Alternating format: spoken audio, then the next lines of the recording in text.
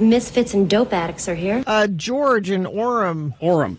Says, you might not believe this, but Orem, a funky town. Somebody please take her down to Funky Town. Is it a funky town or is it the funky town? Because this person seems to be singing about a specific town. I think there's probably...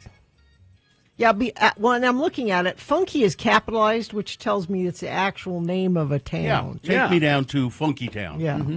It's the name of the town is Funky. Because on this day in 1956, Cynthia Johnson, Lead singer. of Lips Incorporated, Lip sync. See how clever that is? who had the 1980 worldwide smash hit. Worldwide. That's what this says. It was. Wow. And the video is just absolute. I was just looking at the video. It's just trash. Yeah. It's so bad. It's like what the song is. It's a workout video, kind of. Yeah. It's people in spandex, sort of pretending to dance, but it's really more like a jazzercise class or something. Now, we used to play, here it is, in regular rotation back at KJQ a million years ago. Now, who is this? This is Pseudo Echo. Oh. And their very 80s remix of that.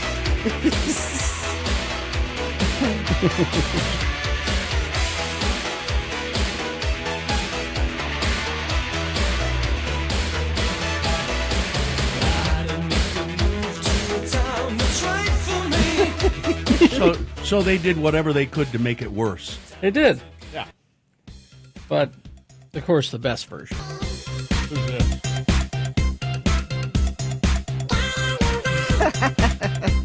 The Chipmunk. Chipmunk.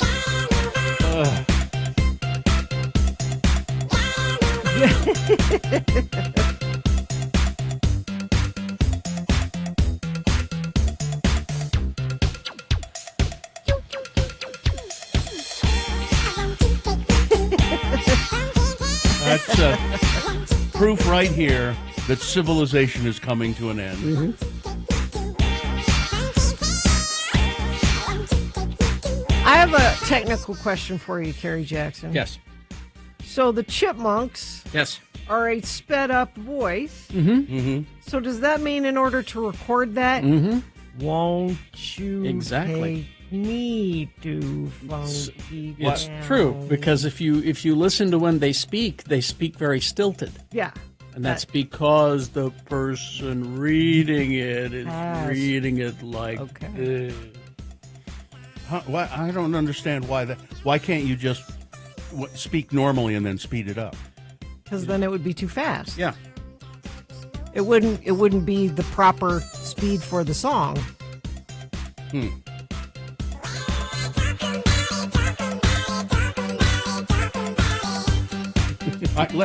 There must be a naked track of it somewhere. A naked track, or whatever you call it. Pre-produced. Yeah. So, a lot of times you find. Listen, I just think we should explore some of Lip Sync's other songs. They have other songs? They have other songs. Okay. It's got to be in fashion. Oh, no. Designer music. Yeah, that's no good. Designer music. Not No, good. no, Not good. no. Don't like that, do you?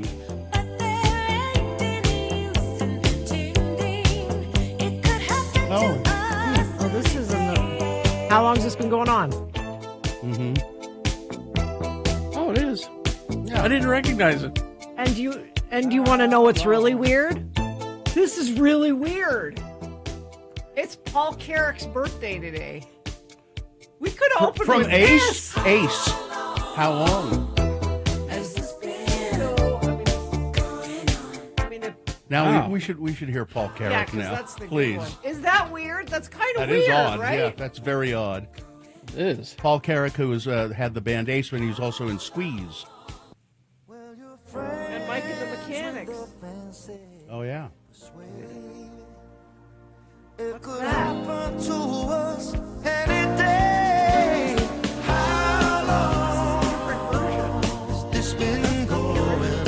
Is it? Yeah, it's not. This is not the one that was played on the radio. Interesting. It's good. Because are you looking, Carrie, Paul Carrack or Ace? I'm looking at Paul Carrack. Look Yeah, at look Ace. at Ace. Ah, there we go. Which I don't know. I don't recall Ace having any other hit but this song. Let's see. There you go. Mm-hmm. Well, you're friends with the fancy persuasion. Don't admit that it's part of a scheme. But I can't help but have my suspicion. 'Cause I ain't quite as dumb as I seem. The Lips Inc. Paul Carrack connection. It's very weird. Paul Carrack did a song with Squeeze called "Loving You Tonight," which is just absolutely great. A great song. I saw them do it at out at the Salt Hair.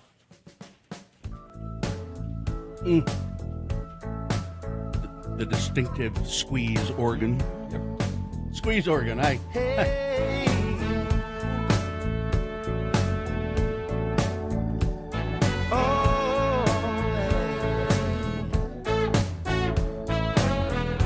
Full moon's glowing, blood red in the sky. It hangs like fire on this winter's night. That's some blue-eyed Isn't soul. that good? Sit on feelings that hang in Now you're going to make me go down the squeeze hole later today. nothing in my life. Go down a Paul There we go. Carrack hole, too. Yeah. A question mark hangs with the stars up above as I'm driving home to the one that I love. Sometimes I can't see the trees for the wood, but loving you tonight feels good. Loving you Nice. tonight. Isn't that a great song?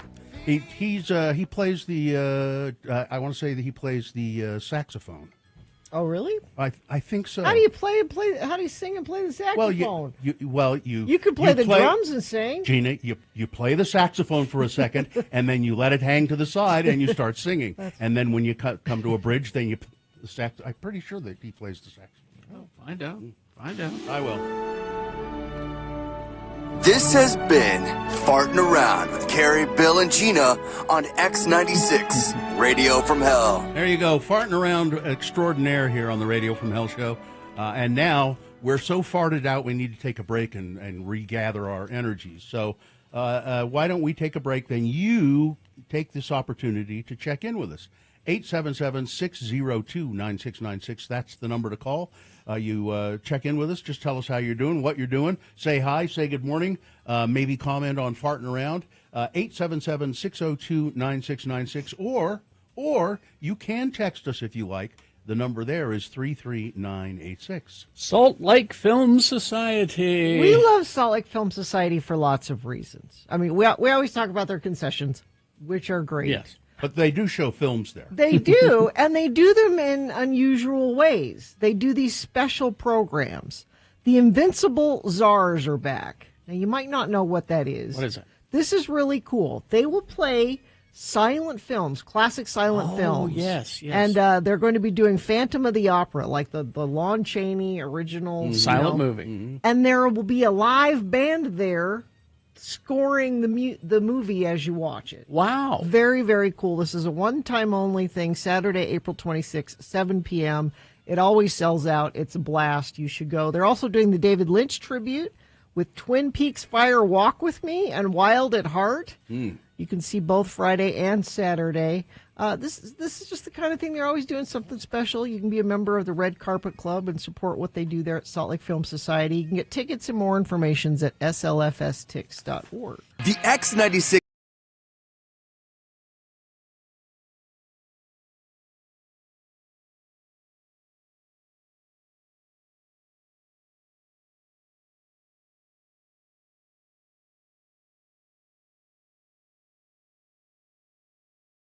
Hot chicken on my trip.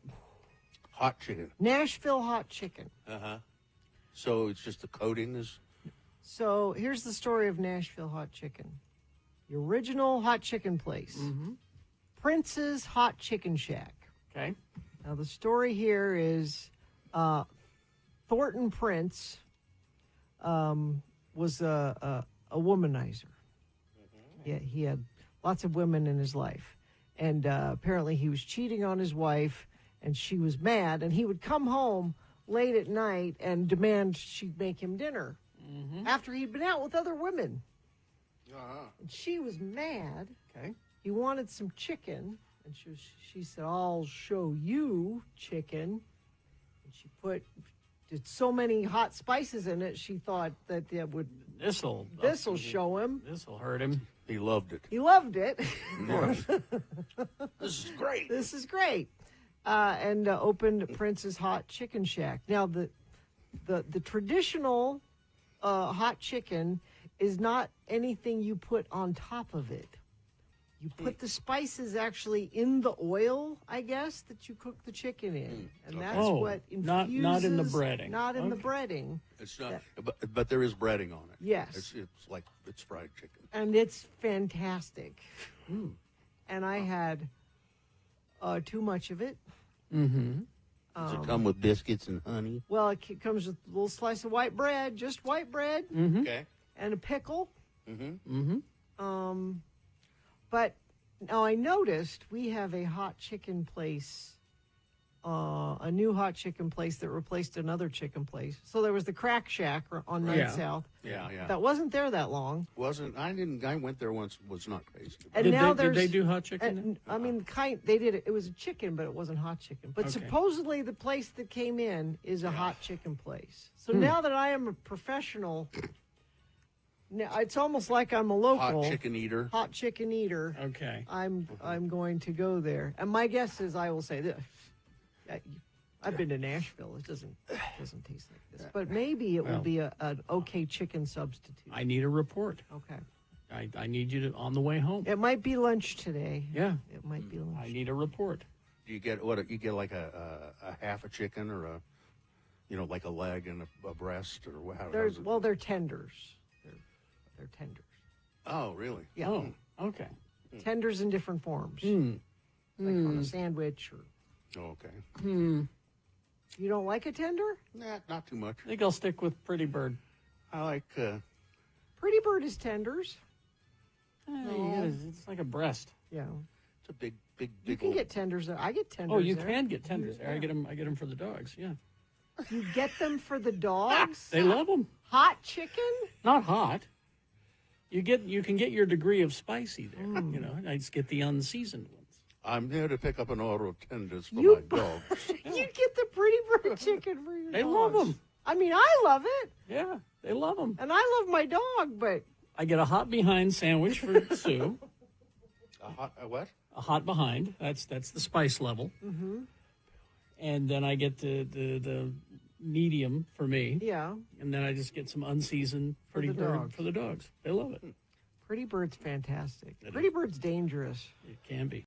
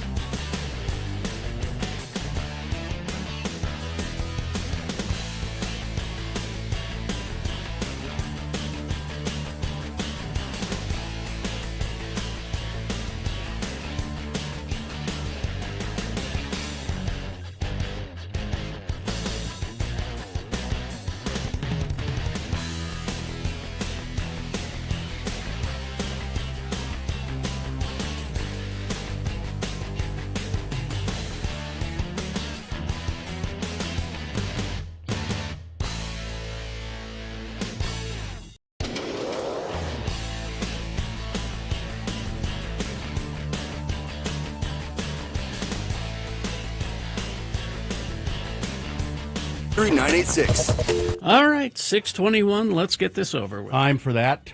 We will go to the official beginning of the show and tell you about the moon and everything, and then we'll go to your check-ins at 877-602-9696, or you can text us 33986.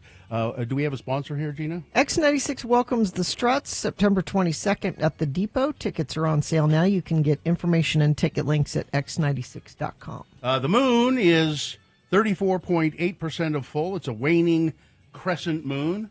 The moon will set today At 2:18 p.m., today being Tuesday, it's the 22nd day of April in the year of our Lord Jesus Christ, 2025. It's Earth Day. Yes. Started in 1969 when a U.S. Senator named Gaylord Nelson witnessed the effects of a massive oil spill in Santa Barbara, California. And he said, we got to do something about this, and they started Earth Day, and there it was. It's National Jelly Bean Day. Oh, jelly bean, jelly bean. It's National Pin-Up Day. Oh. And it's a very special birthday today. Vladimir Lenin was born on this day in 1870. There's Vladimir Lenin there, the bust of Vladimir that I keep on my desk here at work. I bought this at the GUM in Moscow. Mm-hmm. He was a Russian revolutionary, a politician, and political theorist. Lenin was the architect of the Soviet state and the founder of the Russian Communist Party. You know, the thing that the Republicans keep calling us, but don't understand what it really is. And he still lies in state at Red Square in Moscow.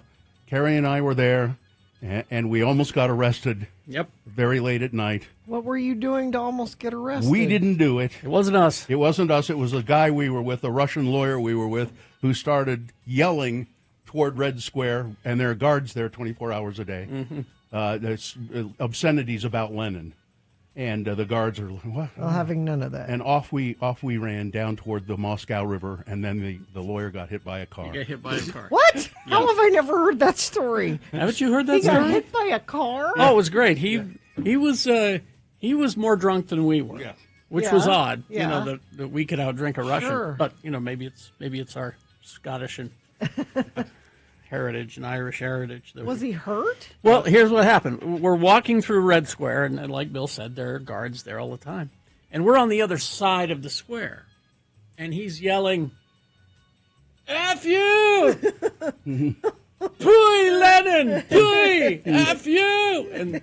And the guards were like, should we go over and stop that guy? And we're like, come on. Let's Go. Come on. So we take him down past St. Basil's onto the street because we called a cab or somebody was coming to get us. They had these rogue cabs there, and he was. So we're down on the street. It's right by the Moscow River, mm-hmm. and he as we were crossing the street, he got clipped by a car. It spun him around. It was like the rear view, not the side mirror. Yeah. Clipped his arm and spun him around, and he went down.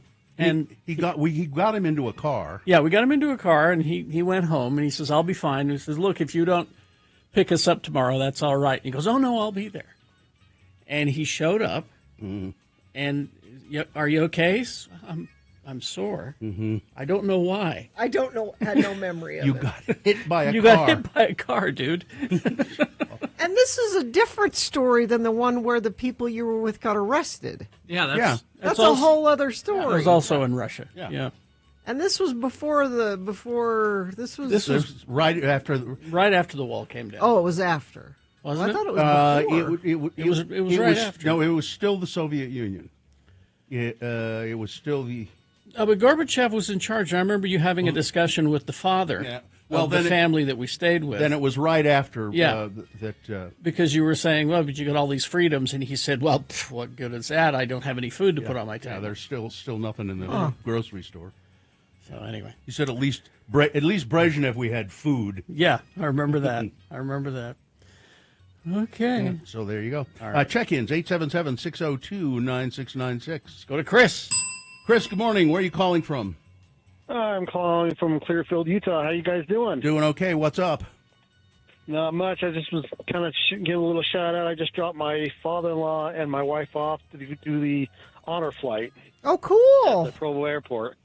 How old is your father-in-law? He's 78. Oh.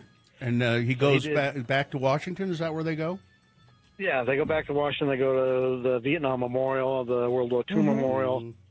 It's a pretty good thing. Yeah, it is. That is nice. Yep, and they'll be taking off here in about 45 minutes and heading back to Washington. And so it's like the 50th anniversary, the 50th flight, I should say. Oh, really? I think that's great that your father-in-law gets to participate in that right before Trump cancels it. Mm-hmm. Yeah. Yep. Absolutely. I'm not kidding. I'm afraid that's what'll. Oh, yeah. We don't. What are we doing? We don't.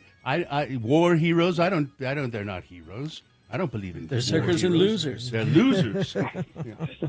What do they do? They protect our country. Yes, they do. Well, that's great, Chris. It's a good story, and thanks for checking in with us. You bet. Have a great day. You too. Thank you. Let's go to Perry City listener. Hi, Perry City listener. What city are you calling from? Salt Lake, almost, actually. I'm on the road. Oh, okay. What's going on? I want to say happy birthday to my wife. She's the best thing for me and my family, and after what she went through the past 2 years, it feels like every birthday should be celebrated a little more. Aw, what's her name? Sarah. Sarah. Happy birthday, Sarah. Sarah having had some health issues? Yeah, she was going through that cancer treatments in 2022 for a couple of years, so she's all good now. So Good. We're ready to live it up. Good. Happy birthday, Sarah. All right. Thanks, guys. Thank you. Yeah. Let's see. Text check-ins. Good morning from Linden. Not a very funky town, but the mountains look glorious from here today. Every time I hear funky town, I imagine Malcolm's dad roller skating. Yeah, Bryan Cranston. Malcolm in the Middle, they used that. Dancing with my coffee. Let's see. Famous original funky town. You should have played the pseudo echo version, Dr. Mike says. We played a snippet of it. Yeah, maybe. Sketchy Blake of Ogden checking in, headed to Funky Town, San Francisco, for a leadership conference. I'm being told I'll have a good time. You will. It's San Francisco. Get some dim sum while you're down there. Let's see. Funky. There's a restaurant in Beverly Hills called Funky. Or funky. Funky Town. Troy of Riverton, not a funky town. Woodworker Willie. Was Funky Town the opening song to a TV show, The Electric Company? No, it was not. No. The Electric Company had its own theme song. Mixer driver Shane checking in from the BYU campus. Richard, who's not a dick. Aaron from Ogden. Lip sync is the best way to start my day. Really? The best way? With a headache. Oh. Yeah. Like in Nashville, mayor of Funky Town checking in. Dr. Neal checking in. I don't have any energy to say something witty, so you can just pretend I did anyway. Dr. Neal, you are a caution. Every time. You're a caution. Zane of Dallas checking in. Good head bobbing song. Did Handsome Bill Allred's dinner take him to Funky Town? Oh, yes, it did. To Flavor Town, more like. Dan of Evanston, Justin from Murray, Rye from Orem, Jocelyn, Sandy, useless government employee, Salem Steve, Patrick, Cardboard Chris, Tristan, Mikel of Reno. They're all here. Let's begin, John. All right. Left lane at the bottom of the exit ramp from southbound I-15 to Antelope Drive is blocked, along with the left lane of westbound Antelope Drive in Layton. Crash southbound Hillfield Road just south of Hill Air Force Base, blocking the right lane and shoulder and the median. And whatever you're seeing on the roads, Infiniteam, text us if it's safe for you to do that and let us know, 33986. All right, we're going to take a break, play a song for you. The song is not only If You Know, You Know, it's a very deep cut. A very deep one. Okay. I mean, you really got to know. Dig deep to... You really had to have been there. Okay. All right. It's one of those. But there's a reason for it coming up. Stand by for that. And after the big boy news, it's Frank Christ Presents. They're fine. They're just fine. The Dead Celebrity Game. We'll explain how to play and what you'll win. All coming up. Stand by for that. Haster Games, 6831 South State Street is the address. Yeah, they have a website, hastergames.com, but it's best to go down there and see what they've got. You will be amazed. Board games, Magic the Gathering, D&D, dice, figures, paints, all the latest board games. Haster has it. This weekend, embrace the excesses of chaos with the Emperor's Children Army release for Warhammer 40K. The 4th Major Chaos Legion finally gets their own set of rules and miniatures on the tabletop. This release features tons of new model kits, official rules, codex, index card, and the Primarch of Perfection himself, Fulgrim. You know, Fulgrim. Available for the first time as a gorgeous plastic miniature. These releases are perfect for someone who is new to the 40K universe or an established player. They also have a lot of Star Wars games. May the Force be with you. Star Wars Unlimited fans can come by on Sunday, May the 4th, to play in Hasters Jump to Lightspeed Store Showdown Tournament. So you better get a hold of them to find out about that, HasterGames.com, or better yet, just go see them, 6831.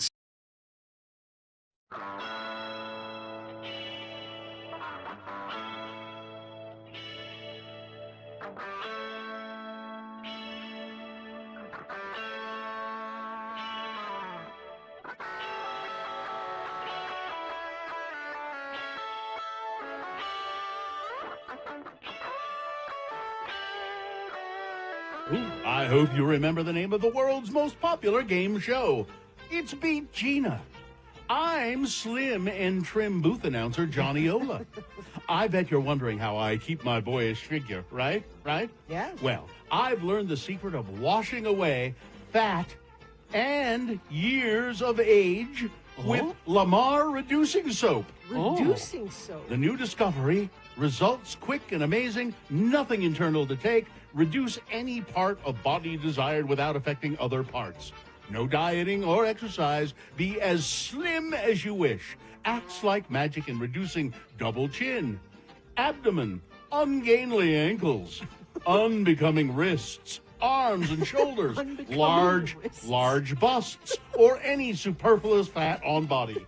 Sold direct to you by mail, postpaid, or a money-back guarantee. Price $2 a cake or 3 cakes for $4. 1 to 3 cakes usually accomplish the purpose. Wow. Send postal or money order today. Surprising results. Lamar Laboratories, Rupert Street, London, W1. Wow. And now, let me introduce the best-looking and smartest host in the game show world today, Carrie Jackson. Thank you, Johnny Ola. You're welcome. So it's just soap, eh? It's not just soap, it's Lamar Reducing Soap. Oh, okay, all right. Finally, something to take care of those unsightly wrists. Yeah, I know, right? Oh, yes, and superfluous fat, and it removes years of age. Yeah, soap. Okay. Well, the randomizer has picked a contestant for you, Gina. You'll be going up against Candace today. Hi, Candace. Are you there? Hi, yeah. All right, Candace, we're going to toss a coin to see who goes first. It will give you an advantage if you call it correctly and go first. Heads or tails?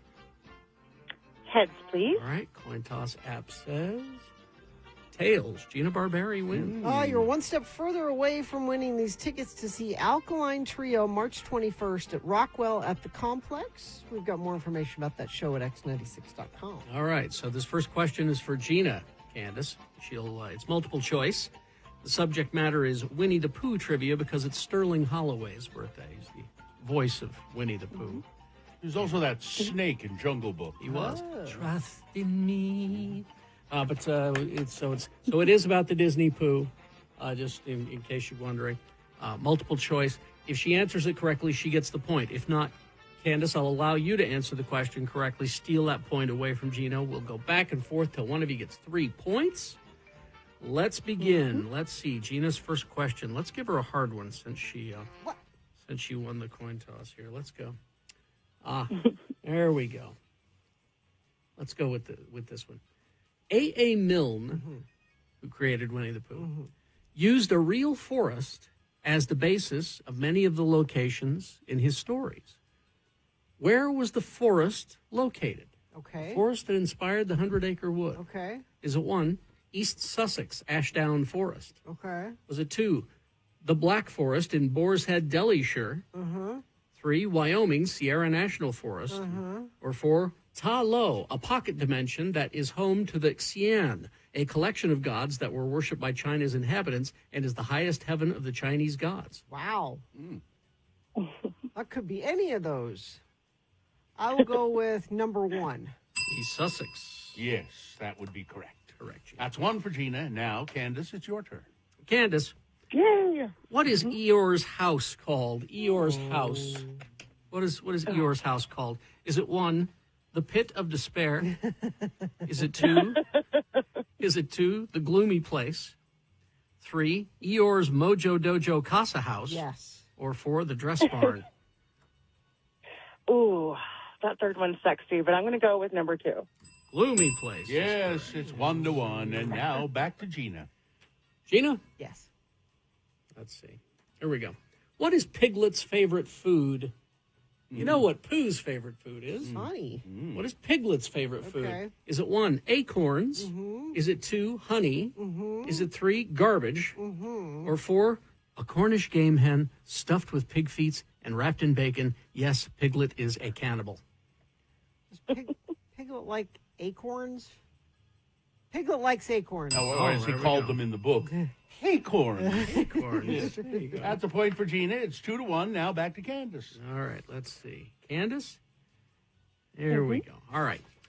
In the classic 1977 cartoon, The Many Adventures of Winnie the Pooh, Pooh gets stuck in the entrance of Rabbit's home. What does Rabbit do to solve this? Is it 1, nukes it from orbit? It's the only way to be sure. The only way, yeah. 2, called the property husbands to do a total makeover. Demo day. 3, decorates around Pooh's stuck bottom. Or 4, bulldozes his own house. I'm going to go with 3. Decorates around Pooh's bottom. It's 2-2. And Gina, you control the question. You could win with this one. Yes, All I right, could. Gina, let's see. Here we go. Let's pick a good one here. Who helped and suggested Paul Winchell, who's the voice of Tigger, who helped and suggested Paul Winchell ad-lib Tigger's famous line, TTFN, ta-ta for now? Okay. Who helped and suggested this? Was it 1? He had no help. That was himself. He also ad-libbed Tigger's iconic hoo-hoo-hoo-hoo laugh. Okay. Was it 2? Frank Christ helped him, but Paul changed it from goodbye, everybody, goodbye. Ta-ta for now. Was it 3? Gene Cousineau, because Paul and he went to the same school of acting. Oh, yeah. Or was it 4? Paul's wife? I'm going to say he came up with it on his own. No? Really? No. Oh. Sorry. Candace, I think you have a great pretty sweet. opportunity. Stretch Armstrong. Drool. Because they're getting back together Are they now? Really? for, I think, one show. That is a local ska band that we used to play in regular rotation on the stage. They're getting together. They're going to be headlining Fork Fest in June with the Aquabats. Oh, that'll be so fun. Yeah. That's great. Good Be a for good them. show.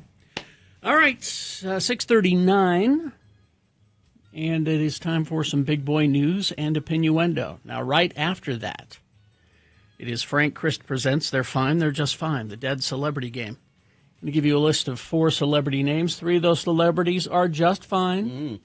One of them is dead. If you pick the dead one correctly, you're going to win what? A Radio from Hell chicken bucket, which is full of fabulous prizes, including one of our brand new Radio from Hell diner style mugs. And I think I'll also throw in a moon pie and a goo-goo cluster from Mike in Nashville, because I have a big box of those on my desk. But Katie will find some other things to throw. No, the Radio from Hell chicken bucket does not contain any chicken. No chicken. No chicken in it. Just prizes. All right. Let's see. It is time for some big boy news and opinioendo, and it is brought to you by... Help Jerry Seiner Cadillac celebrate their new location with an incredible buying experience for your dream car. Come in today and experience the Seiner difference. Thank you. Well, for a man who made millions of dollars writing about supernatural horrors, Neil Gaiman seems terrified of mortal women speaking the truth. Well, as reported in the New York Magazine, Gaiman, who's the author of Sandman, among many other things, is demanding $500,000 from Caroline Wallner, a former property caretaker who claims that Gaiman pressured her for sex in exchange for housing. Ms. Wallner signed Gaiman's hush money agreement back in 2021, accepting $275,000 to keep quiet about their encounters. But now Fantasy's favorite feminist ally wants that money back, plus $50,000 for each time she has dared to speak publicly about her experience. Her attorney, Vincent White, noted that most allegedly abusive men avoid suing their accusers because it looks like, makes you even more guilty. But Gaiman's spokesperson insists Ms. Wallner's claims are completely meritless, unlike, say, demanding $500,000 from somebody who already felt pressured into trading sexual favors for basic housing security. Turns out the master of horror stories really doesn't like it when women tell their own horror stories. South Jordan firefighter, a member of the department there, died while on duty yesterday afternoon. The department said the firefighter was found unresponsive in his room at Station 61, located at 107 South Redwood Road, shortly after 2 p.m. His fellow crew members attempted life-saving measures and called for help from nearby stations. He was taken to the Jordan Valley Hospital, where he was pronounced dead. His name has not yet been released. The city of South Jordan and the South Jordan Fire Department extend their deepest condolences to the firefighter's family, colleagues, and loved ones. The cause of death has also not been determined at this point. One man is dead after being shot by police responding to a domestic violence incident in which he was allegedly holding a woman at gunpoint. This was in Farmington. According to the Farmington Police Department, 1:55 in the morning, their officers were called to Lupine Way and Foxglove Road for reported domestic disturbance. First responders were told that the man was holding a pistol to the woman's head. When officers arrived, they found an adult man and an adult woman outside the residence. Officers say the man had a handgun. He was told multiple times to drop it. The man refused to drop the weapon. One officer fired, striking the man. Emergency personnel came to the scene, and he was pronounced dead at the scene. Nobody else was injured, and police say that this was an isolated incident. The Davis County officer-involved critical incident protocol team is investigating the shooting, and the officer who shot the man has been placed on administrative leave, which is standard protocol. Well, the curious contents of Kristi Noem's stolen purse. Puppy killer and Department of Homeland Security Secretary Kristi Noem lost a lot of cash when her purse was snatched out from under the watchful eyes of the Secret Service. Which, she has Secret Service protection. Yeah. It is odd that somebody could steal her purse. If someone could get close enough to do that, unkind to animals. DHS Secretary Kristi Noem lost her passport, $3,000 in cash, some blank checks, and her security credentials while dining at a D.C. area restaurant. And her makeup bag. That's not all that was in there. Her makeup bag, which must have been substantial inside. Yeah, so as the DOJ has used $1,000 in cash to confirm gang membership and deportation, it seems they might be right. Noem's access badge, passport, makeup kit were in the purse when it was taken. She also lost that $3,000, her driver's license, medication, keys to her apartment, blank checks as well. Multiple social media users were wondering, why is she carrying such a large amount of cash? Carrie has a theory. What's your theory, Carrie? All right. She's been having an affair with Lewandowski. Right. They've said that they're not having an affair. Right. If you go to dinner, you don't want to use your credit card. Oh. Right? Mm. You don't want to pay for a hotel room with a credit card. Oh. Right? It's a fair. Is that why I don't understand the cash part? Because I'm not having an affair? Yep. Because I don't have $2 cash in my wallet. I don't carry cash for anything. If you want to understand this, Gina, I'm going to tell you immediately: have an affair with somebody. Try tomorrow. try to arrange it tonight. Then I will. Here's my theory. She knew the bag was going to be stolen. It's a payoff to somebody. I'll leave the bag here. Why would you have your passport and your driver's license and your keys? That's what she says was in it. Well, that's what she said was in it. Okay? Yours is much more sinister than mine. It's a payoff. Let's see. Gina, what? I understand. Are you, I just want to ask if you have a morsel of murder, the crime desk. We're going to spend a whole segment on it coming up at 7 o'clock. The Trump administration announced that it would block Harvard University from receiving $2.2 billion in federal grants and $60 million in contracts after the school refused demands to adopt new policies. But Harvard has filed a lawsuit against Trump and the administration after the government froze those billions of dollars in federal grants. The university alleges in the lawsuit that it's slashing the federal funding is to gain control of academic decision-making at Harvard. Alan M. Garber, the university president, said in a statement that the government's overreach will have severe and long-lasting consequences. Let me address because here's what you're hearing. Harvard has billions in an endowment. Why does the government need to give them any money at all? Mike Lee's been tweeting about it. Yeah, of course, because he's an idiot. The money that the government gives, not just to Harvard, but to universities, is research grant money. Mm-hmm. Where do you think they come up with new drugs and new therapies? And where do you think that happens? There's not some magical lab somewhere. They employ universities who have students and teachers that work on these things. That is grant money that goes toward therapies that someone in your family might Here's use. what the president of the university, Gina, says succinctly about that, Alan Garber. Research that the government has put in jeopardy includes efforts to improve the prospects of children who survive cancer, to understand at the molecular level how cancer spreads throughout the body, to predict the spread of infectious disease outbreaks, and to ease the pain of soldiers wounded on the battlefield. As opportunities to reduce the risk of multiple sclerosis, Alzheimer's disease, and Parkinson's disease are on the horizon, the government is slamming on the brakes. The victims will be future patients and their loved ones who will suffer the heartbreak of illness that might have been prevented or treated more effectively. Indiscriminately slashing medical, scientific, and technological research undermines the nation's ability to save lives, foster the American success, and maintain America's position as a global leader in innovation. And this isn't the kind of thing you feel immediately, because the research that's done today could be helpful 5 years from now. Well, if it stops today, that means it might be 10 years before we get that. Yeah. Here's the administration's response to that. A statement from a spokesman, Harrison Fields, says he describes that funding as privilege.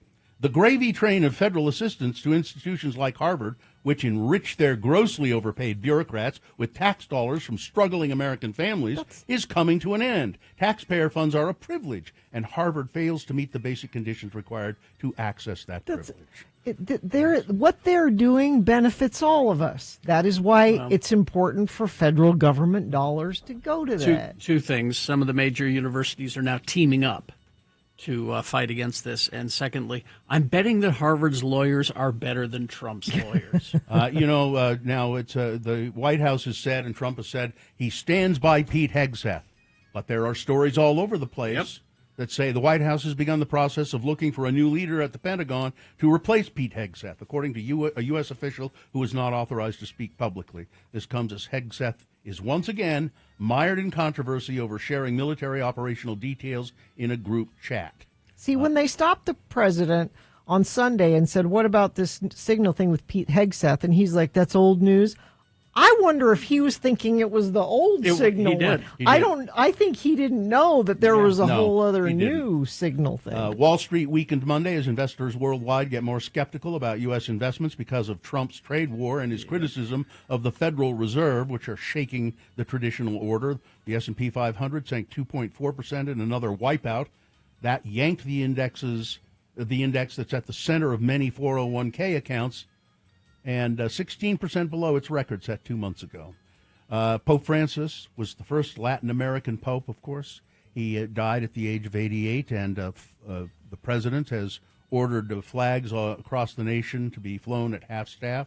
Governor Cox said flags will be lowered here in Utah to mourn the loss of Pope Francis. J.D. Vance said when he met with Pope Francis right before his death, he didn't look well, said Vance. And I don't understand why we have to have these stories to say, here's what caused the Pope's death. And then they go into, it was a stroke and it was there, but he was 88. Yeah. That's what caused his death. He was 88 and he was sick. What? And finally, this story. A unique Southern Utah museum highlights conservation through thousands of taxidermy animals. I would like to show you a picture of one. X96.com/live if you have that, Katie. That's creepy. Yeah. It's a mother mountain lion and two little cubs.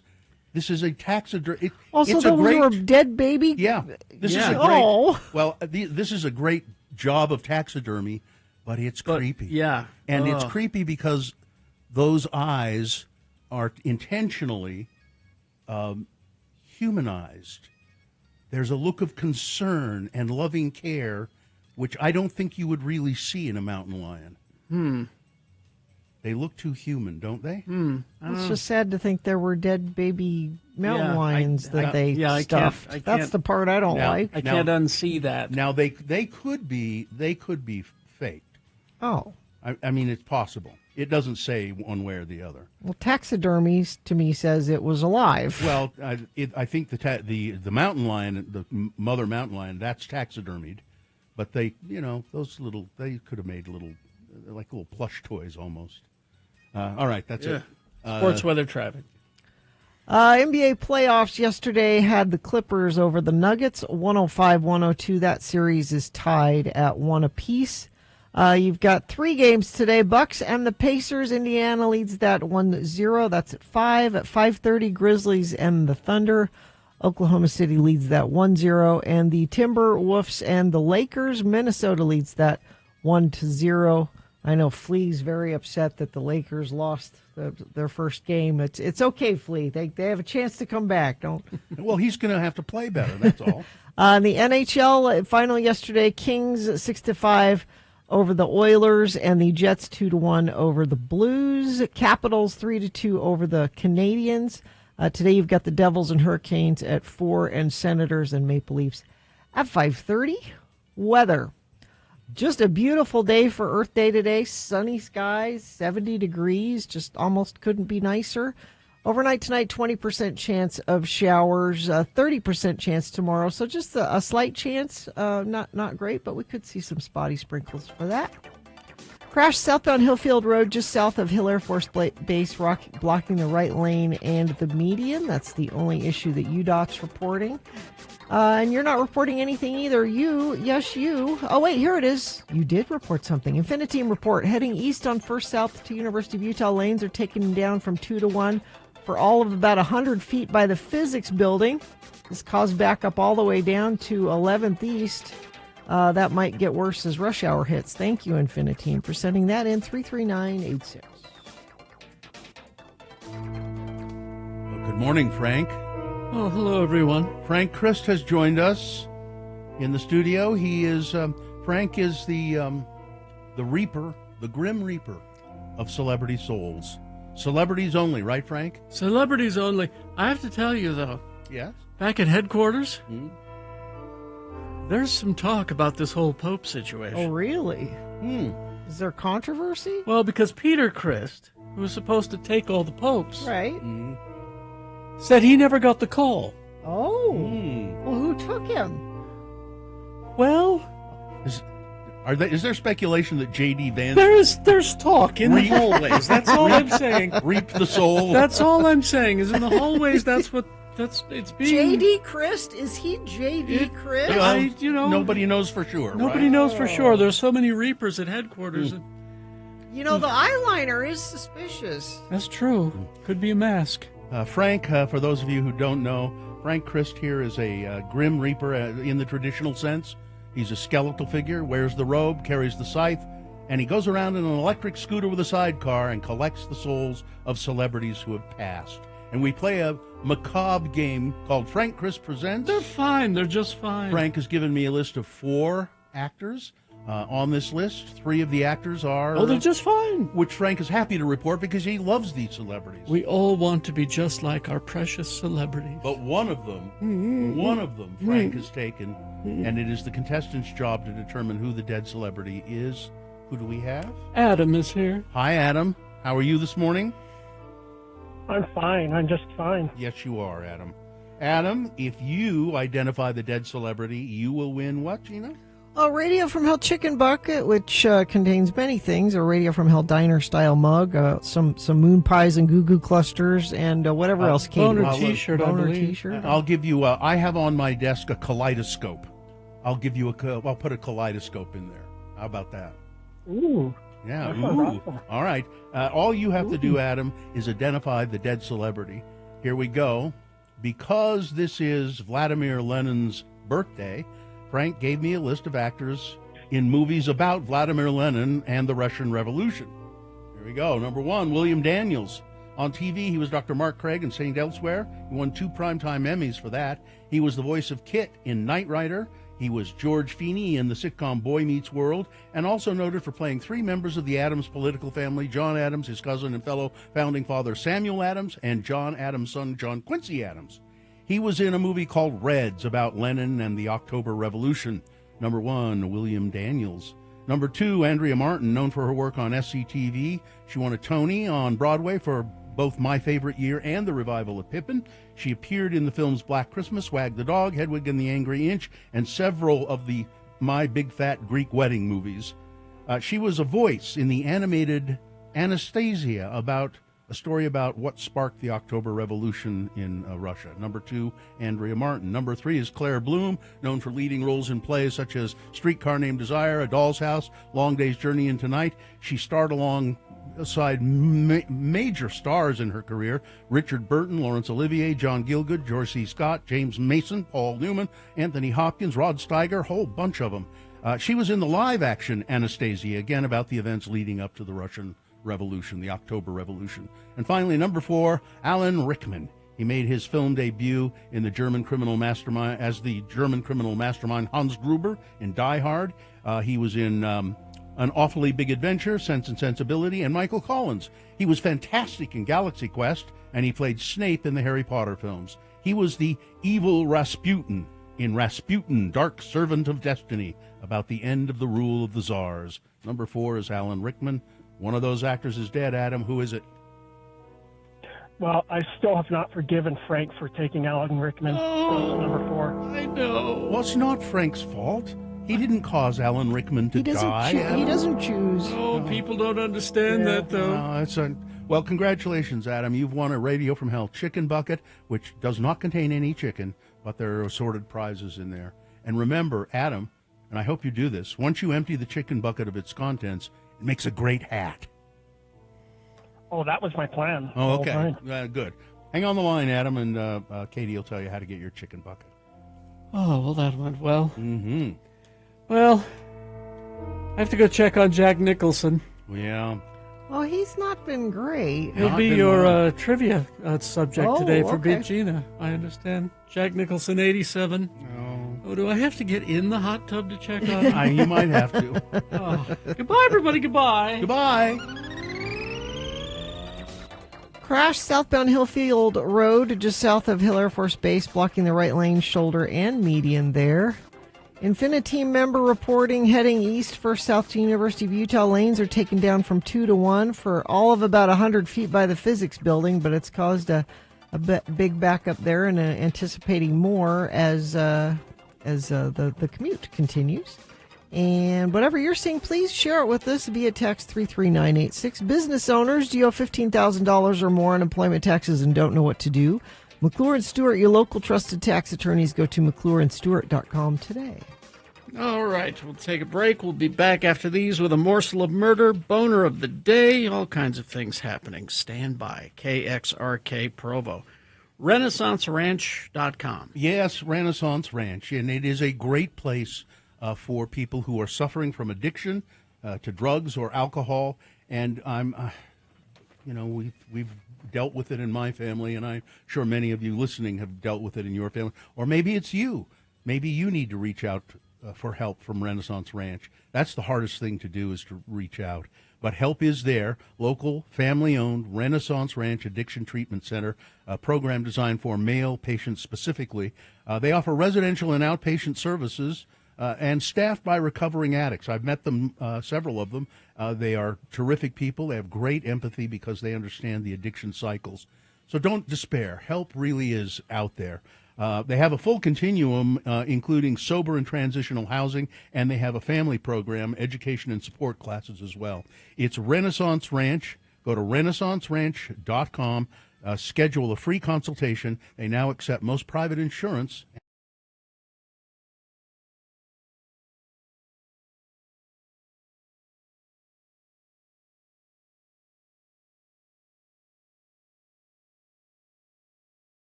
About sandwiches earlier, and I'm hungry for a sandwich. Really?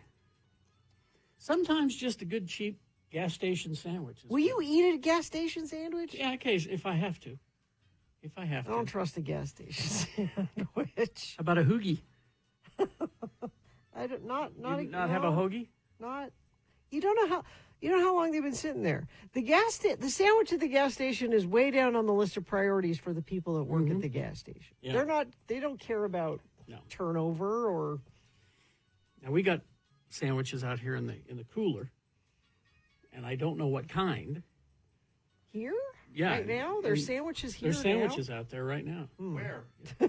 out in the cooler there. You know where you could buy the drinks and stuff? Yeah. Again, how long are they out there? I don't know. But will you do a gas station hot dog? Okay. All right. Oh, okay. Maverick is like high-end convenience store gas station. Yeah, they have hot good. dog. They have. I trust. stuff. I trust Maverick. You trust a gas station sandwich from Maverick? Yeah, I trust. I would. Okay. I would. I think they take pride in the food that they offer at their. Yeah, I've Maverick had has them. all the good stuff. They have the Bahama Mama. They got the best bathrooms. Their coffee is even pretty good. Yeah, they have the soda fountain. This sounds like an ad for Maverick. They have the soda fountain with like 50 different sodas, and you can add little vanilla to it, like I like. Like to you do. like. They have the good ice. Maverick knows what they're doing. By the way, the owner of Maverick, Keith Maverick. Keith Maverick. Keith, we're going to send you a bill. I'm going to send you a bill. Oh, if we're traveling, we're talking about road trips earlier. Yeah. It's Memorial Day. People are taking road trips. We will I do destination Maverick on a road. I try to stop at a Maverick, and I'd rather go to a Maverick than a drive-through fast food place. Oh yeah, really. Now, you mentioned the flavored syrup for your sodas. I heard someone bitching about the movie theater ones. You know, where you pre-select the your freestyle. Yeah. What was their complaint? They just didn't care for them at all, and I'm like, what are you talking about?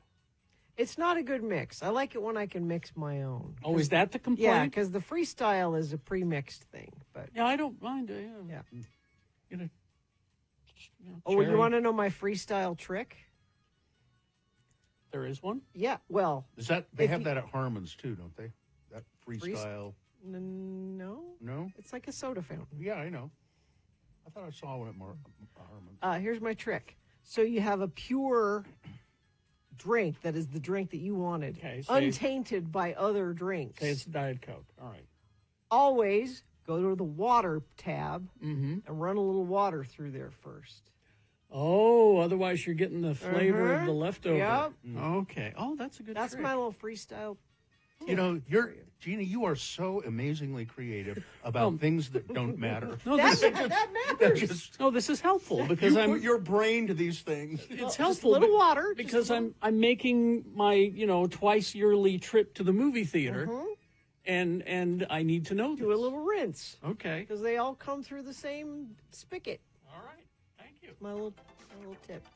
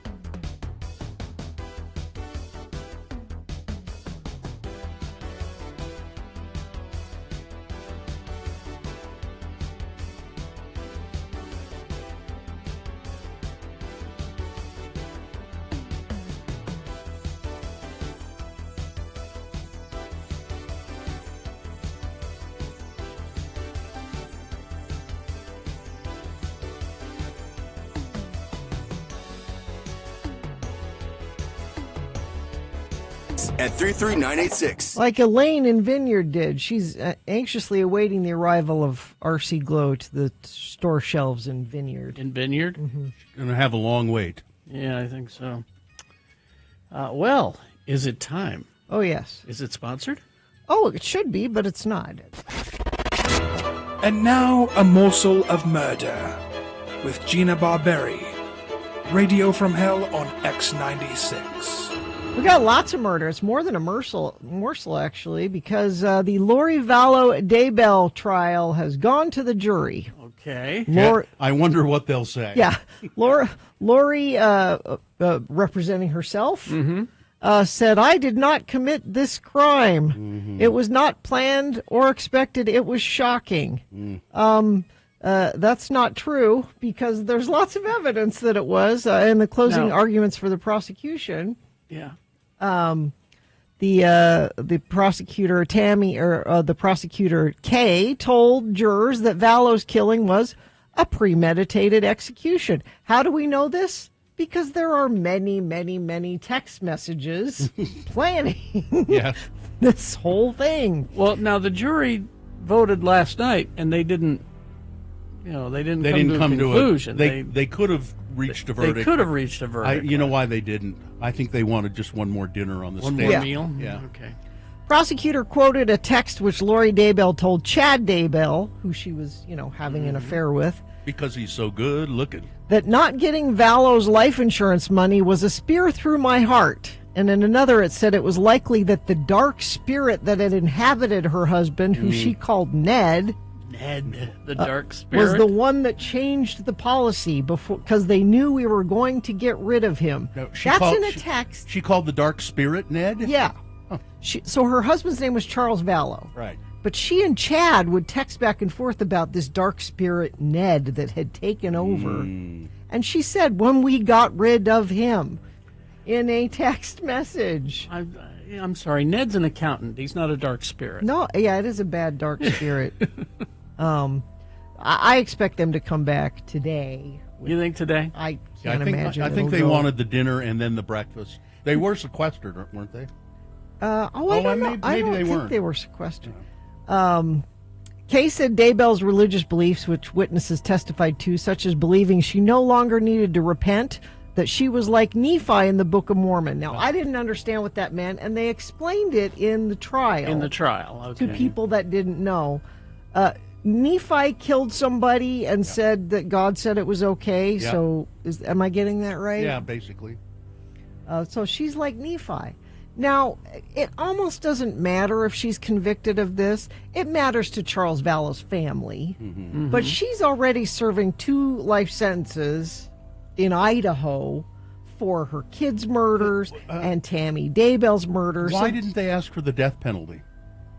I don't know. They have the death penalty in Idaho. Yeah, I don't know. Maybe they didn't think, maybe they thought that because she's a woman that the jury would not convict.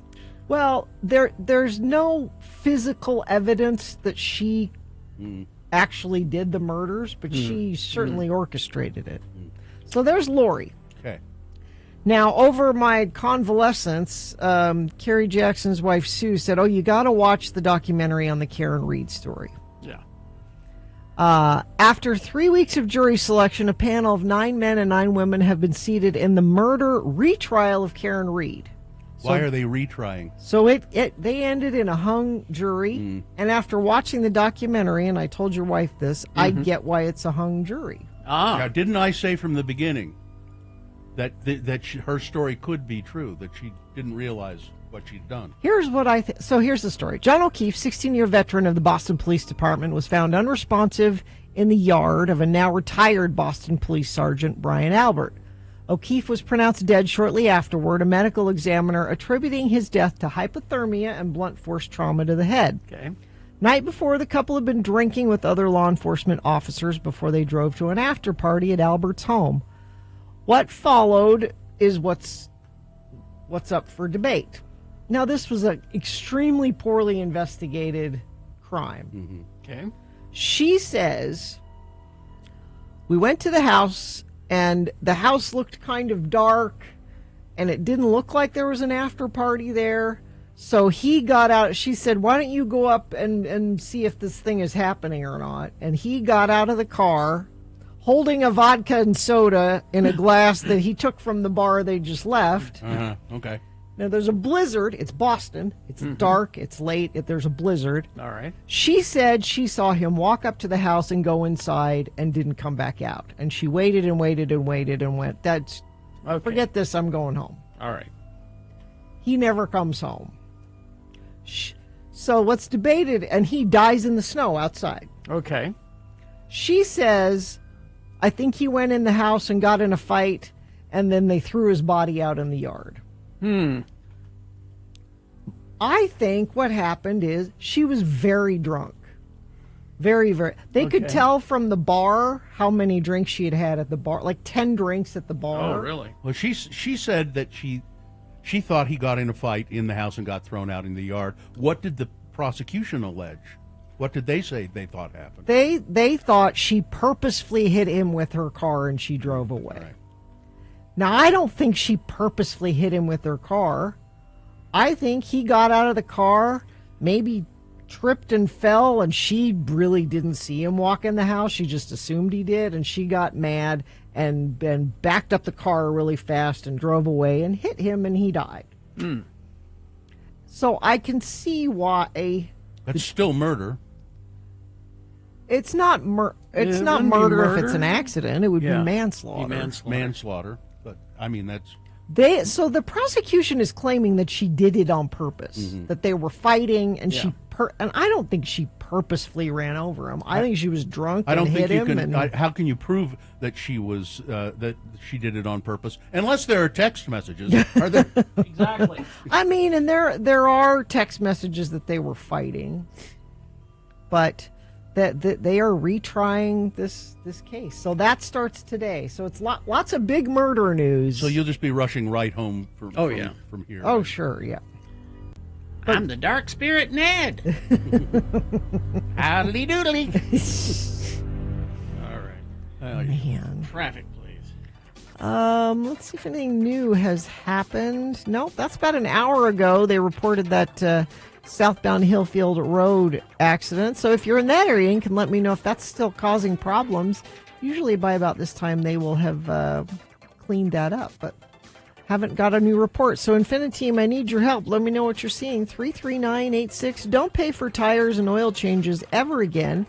Get tires and oil changes for life with every new Mazda purchase from Bountiful Mazda. See Bountiful Mazda today for details. Did you see this text? Which one? It says, no, Karen Reed did not kill him. One of the kids in the house did, and all of the adults covered it up. You need TikTok, Gina. Oh, that impeccable news source, TikTok. One of the kids in the... Here, do you want my little tiny piece of evidence? Yeah. Okay, quickly.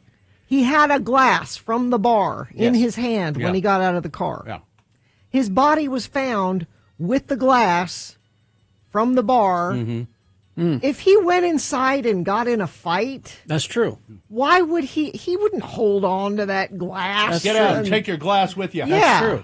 That's true. He was hit by the car, and he died in the yard, and it was... Yeah. All right, here are the boner candidates you're going to be voting for momentarily. Boner candidate number 1, I don't like them. I wouldn't read them. Boner candidate number 2, my plan is to give them all the fentanyl they want.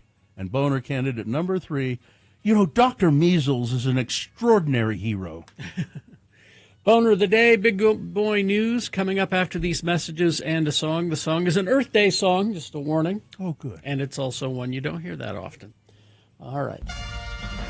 You want $1,000? We make it really easy, and you can make even better chance by collecting all of the keywords. We read them at 7:15, 10:15, 1:15, and 5:15. Each keyword is a unique entry for you. Listen all day long to increase your chances of winning. All the rules are at x96.com. This is a national contest. I'm going to give you a keyword, which you will text to a specific text number. That number is 508-777-1000. That's 508-777-1000. And the word is gold. Gold. G-O-L-D. Gold. Text it to 508-777-1000 for your chance to win $1,000 in this national contest.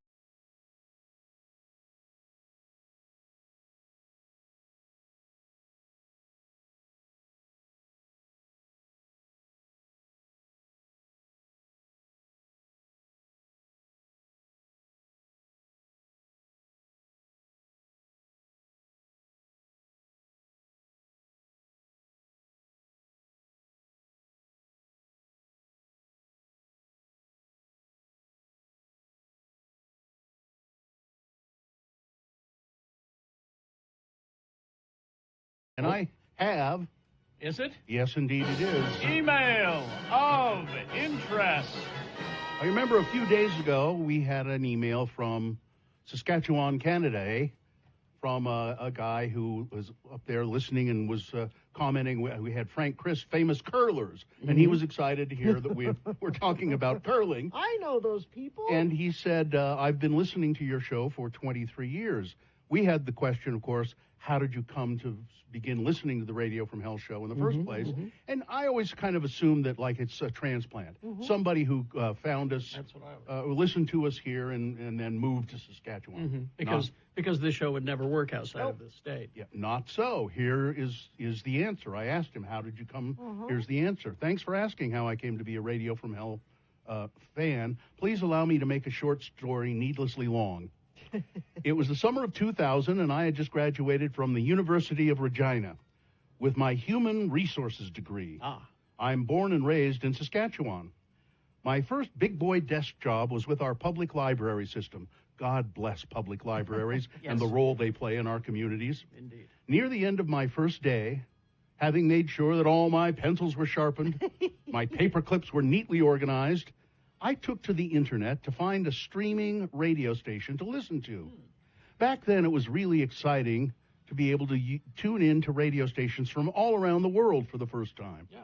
I asked Jeeves, 23 years ago, to find me alt-rock radio stations. And he returned a list of about a dozen of them. I don't know why from that list I clicked on X96. Maybe a bit of confusion and curiosity.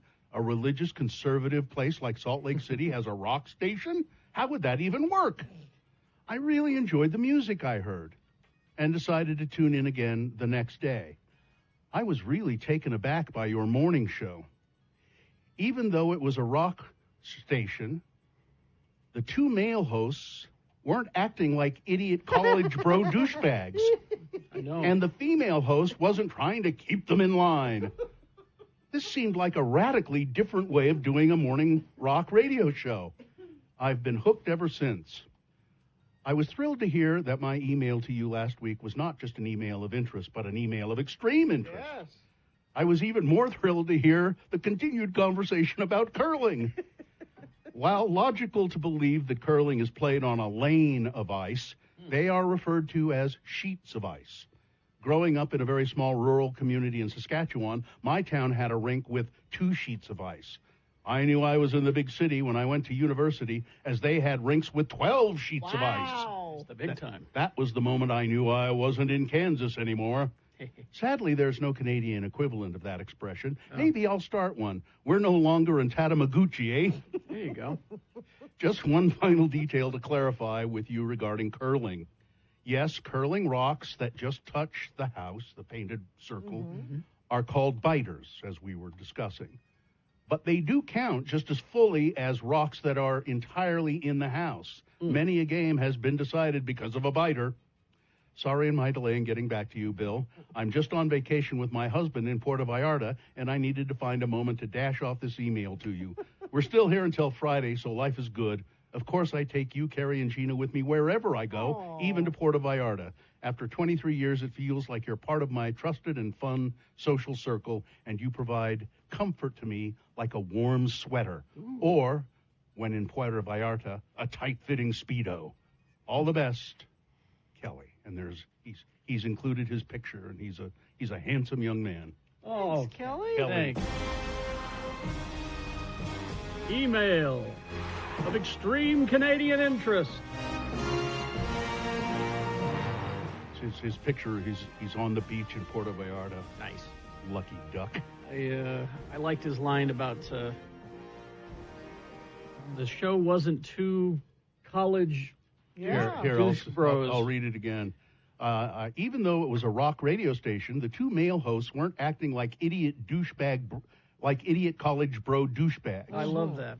And the female host wasn't trying to keep them in line. Because how many consultants have told us that that's what the show should be? Idiot bro douchebags. Yeah. Yeah, you should pick a role. Yeah. One of you should be... It was the deer, the doe, and the dick. And then the dick. Yeah. Yeah. One of you should be a dick. Bill, that would be you. Oh, no. One of you should be a deer. I'd be Carrie, and then Gina would be the doe. Whatever all that means. It's a proven formula. Yeah. But what's the deer? I mean, just like there's the straight person, and then there's the dick. Because that's a proven mathematic formula for entertainment. And there's one other thing you have to add to that. You have to know when to take the first exit. That's right. You have to take the first exit. Always take the first exit. Right. Email of it. Yeah, okay. I guess I should take the exit here, shouldn't I?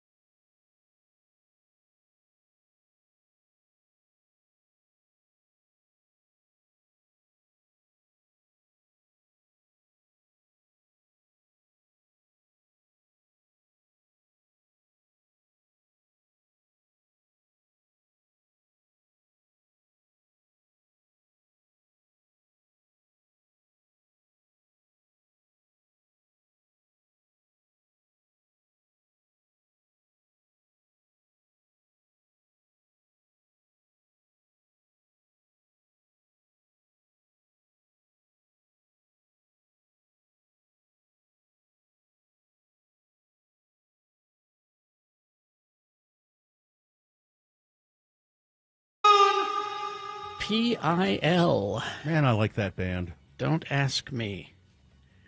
It's an Earth Day song, if you listen to it. Mm-hmm. All right. Let's see, 7:25 right now. It is time for Boner of the Day. 3 news stories. These will be examples of bad, stupid, funny human behavior. You will decide with your vote. Of these 3 candidates, which one is the worst? Which one deserves to be Boner of the Day for today, April 22, 2025? We'll give you 2 candidates now, a third after the news. Once you've heard all 3, then you'll vote. One of you lucky random Boner voters will receive. Can't buy it, gotta win it. Radio from Hell Boner t-shirt. Here's Boner candidate number 1. I don't like them. I wouldn't read them. Rutherford County Schools board member Stan Vaught says, quote, about books that he and other board members are banning in schools in Rutherford County. I don't like them. I wouldn't read them. I'll be honest. I've read the reviews on some of them, but I don't read these books. With these words at a public meeting, Tennessee Rutherford County School Board member Stan Vaught admitted to banning books he hadn't read. Yep. A revelation that kicked off a federal lawsuit. 3 students in the writers' organization PEN America are suing the Rutherford County School Board for systematically removing more than 140 books from the school libraries, including works by Nobel and Pulitzer Prize winners. The lawsuit alleges that the board violated students' First Amendment rights by banning books based on personal disagreements rather than legitimate educational concerns. Yep. According to the complaint, board members relied primarily on booklooks.org, a website connected to the Hitler-quoting group Moms for Liberty. Yep. Instead of reading the books themselves or considering their literary merit. The board repeatedly overruled their own librarians' recommendations to keep books like Toni Morrison's Beloved and Margaret Atwood's The Testaments and Ernest Cline's Ready Player One because it has, quote, characters discussing beliefs that heaven and God are not real. The hasty removal process created chaos in school libraries. Some had to close their circulation desks as librarians scrambled to pull hundreds of books from shelves. Students were even ordered to immediately surrender checked-out copies of banned books. Surrender. The board's removal of the books was and continues to be motivated by their desire to suppress ideas that are not in keeping with defendants' political values, the complaint says. Boner candidate number 1. I don't like them. I wouldn't read them. I bet you don't read anything. Here's boner candidate number 2. My plan is to give them all the fentanyl they want.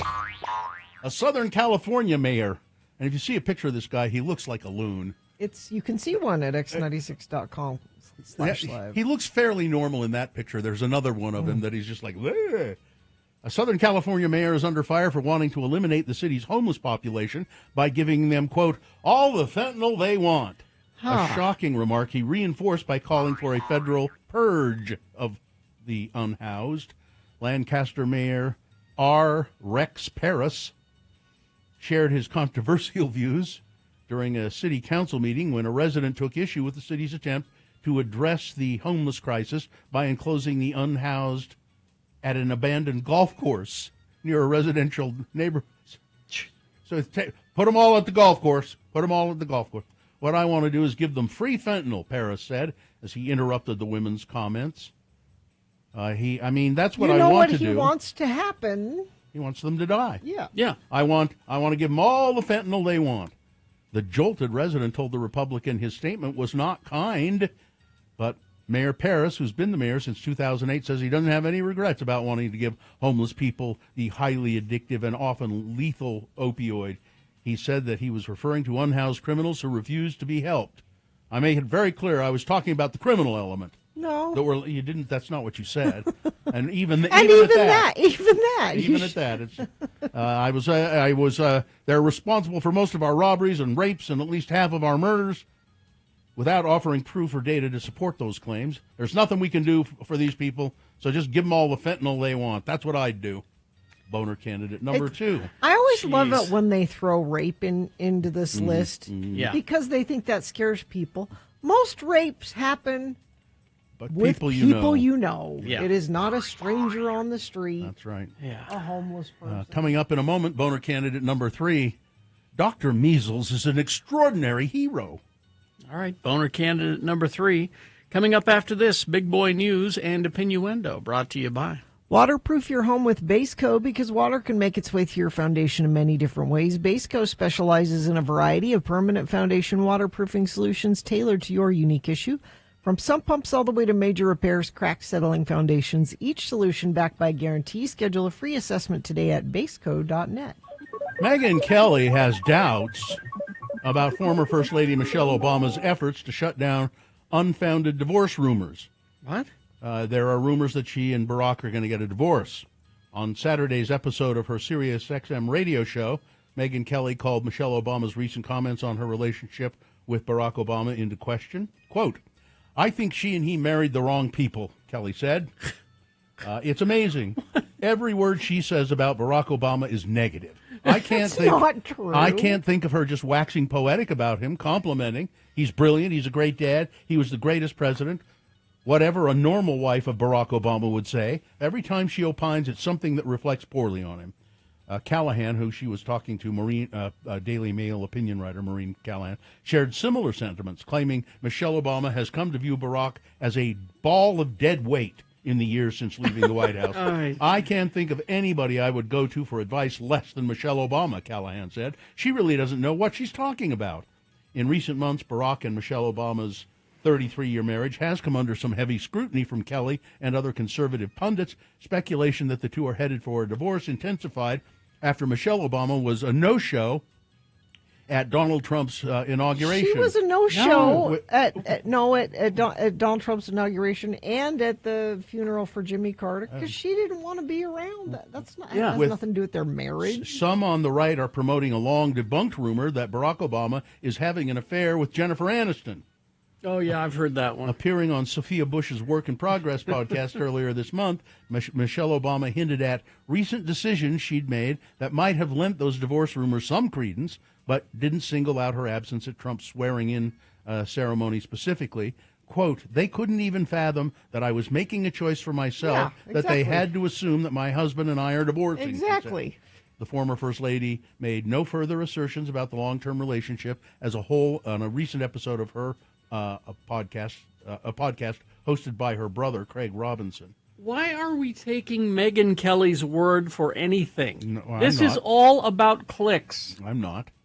A new blood test, and here this goes to what we were saying earlier about Harvard. A new blood test used to detect the pathology of Alzheimer's disease has just launched in Utah, and local experts are calling this blood test revolutionary. The PTAU 217 blood test is something that's been worked on for years at the ARUP laboratories at the University of Utah. See? We need to make sure that the performance characteristics of that test meet our standards and have high quality, said Sonia Laulu, a research scientist with ARUP.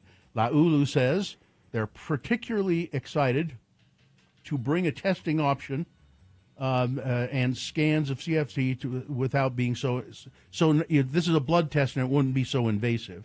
A lot of people don't want to go to the doctor and get a spinal tap just to have a sample sent to a laboratory. With this newly launched blood test, they can have a simple blood draw and go and get that sent in.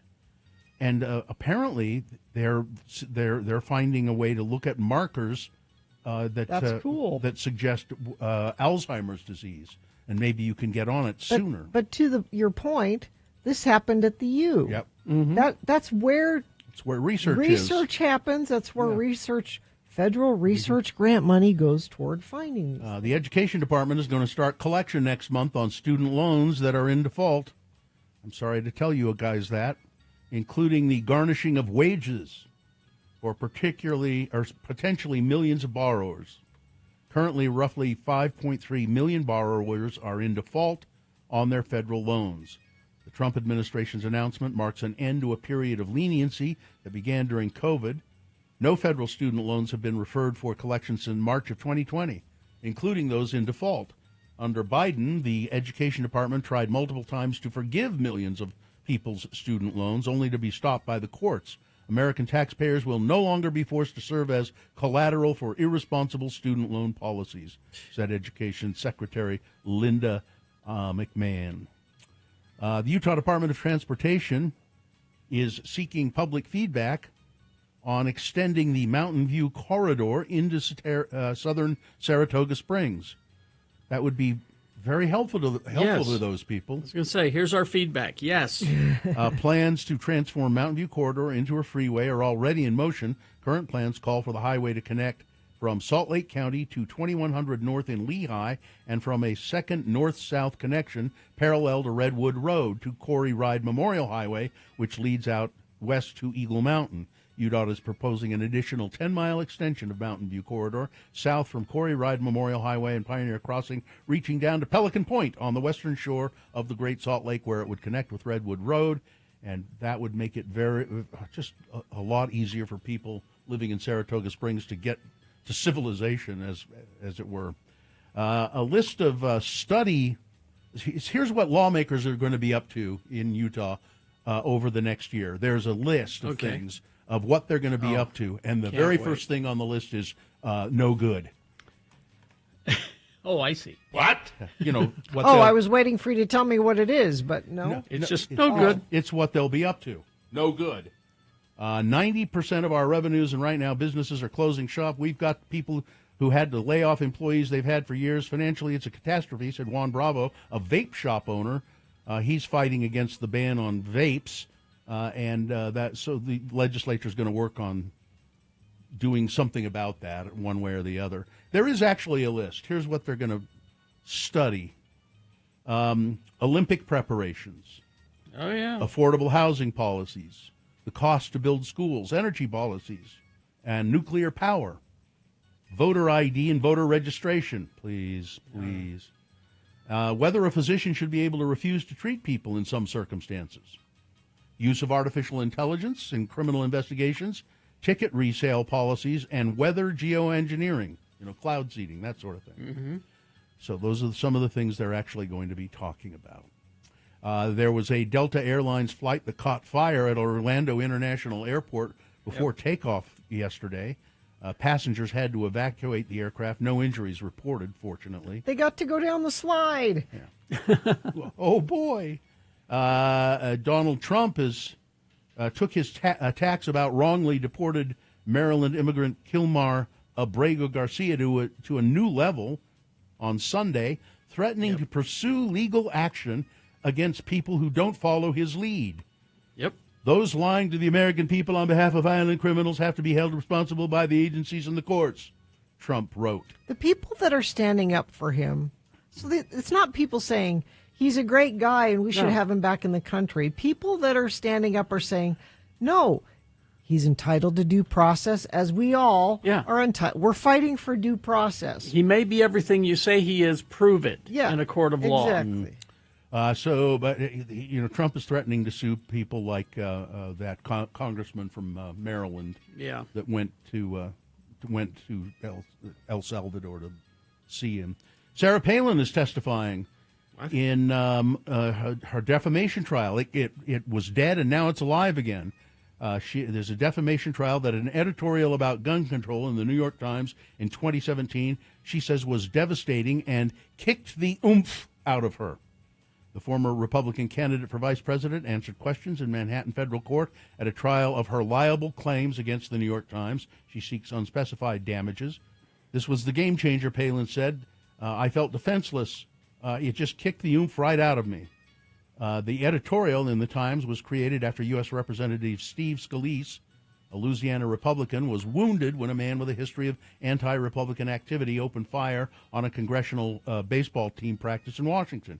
In the editorial, the Times had written that before 2011, mass shootings in Arizona that severely wounded former U.S. Representative Gabby Giffords and killed 6 others, Palin's Political Action Committee had contributed to an atmosphere of violence by circulating a map of editorial districts that put Giffords and 19 other Democrats under stylized crosshairs. Mm-hmm. Remember that? Yeah. In a correction published less than a day later, the Times said that the editorial had incorrectly stated that a link existed between political rhetoric and the 2011 shooting and had incorrectly described the map, which I think they were probably spot on. Yeah. But they were trying to back away from it because Palin said she would sue, and then she did. The New York Times added the crosshairs. Oh, did they? Oh, they did. Okay. That's what, and she has a point there. I think she might get some money out of it. But the case was thrown out at one point, but somehow it got revived. I don't know why. But that's why it's a thing. Yeah. Because what they said in the piece was accurate. It's the artwork that they chose to use with it. And finally, this story: British tennis player Harriet Dart has apologized after complaining about the odor of a French tennis player, Lois Boisson, her opponent at the in a tennis tournament. The incident went down in the middle of a changeover during their match when Dart, who is 28, was overheard by microphones asking the chair umpire, "Can you tell her to wear deodorant? Because the smell. Can you tell her to wear deodorant? She smells really bad." Boisson had already made her way back on the court when Dart made her comments and did not hear them. The French player, a wild card in the tournament, then went on to handily defeat Ms. Dart. After the clip went viral, Dart took to social media to express her regret. "Hey, everybody, I want to apologize for what I said on the court today. It was a heat-of-the-moment comment, and I truly regret it. That's not how I want to carry myself. I take full responsibility. I have a lot of respect for Lois and how she competed today because, she beat the crap out of me. I'll learn this and move forward." Now, Lois Boisson had a pretty good sense of humor about the incident. She said on her Instagram post, she posted a picture of herself holding a stick of Dove deodorant in her hand and saying, "This is what I use." There you go. All right, that's it. Weather, traffic. 45 right now. Going to be just a beautiful day today. Sunny skies, high of 70. Just almost couldn't be nicer today. Overnight tonight, we've got a 20% chance of showers, 30% tomorrow, 40% Thursday. So spotty sprinkles possible over the next couple of days, but we stay in the 70s, it looks like. Let's see. Heads up, they're going to be conducting a prescribed burn at the Ogden Bay. So if you see fire on the east side there, just east of the river, you don't need to report smoke in the area. That's on purpose. So I'd just like you to be aware of that. Crash northbound Bangor Highway, Parkway Boulevard in Salt Lake. Left lane is closed there. And that's it. I've got no other traffic to tell you about. You can let me know what you're seeing out there on the roads via text at 33986. Stubbs Dental, award-winning services, life-changing results. Visit stubbsdental.com to book your appointment. Here's boner candidate number 3. Dr. Measles is an extraordinary hero. U.S. Health and Human Services Secretary Robert F. Kennedy, Jr. He's with this Texas doctor who's been treating children in the measles outbreak. And this doctor was shown on video with a measles rash on his face. Yeah. In a clinic a week before. Robert F. Kennedy Jr. met with him and praised him as an extraordinary healer. What? Dr. Ben Edwards appeared in the video posted March 31 by the anti-vax group Kennedy once led, Children's Health Defense.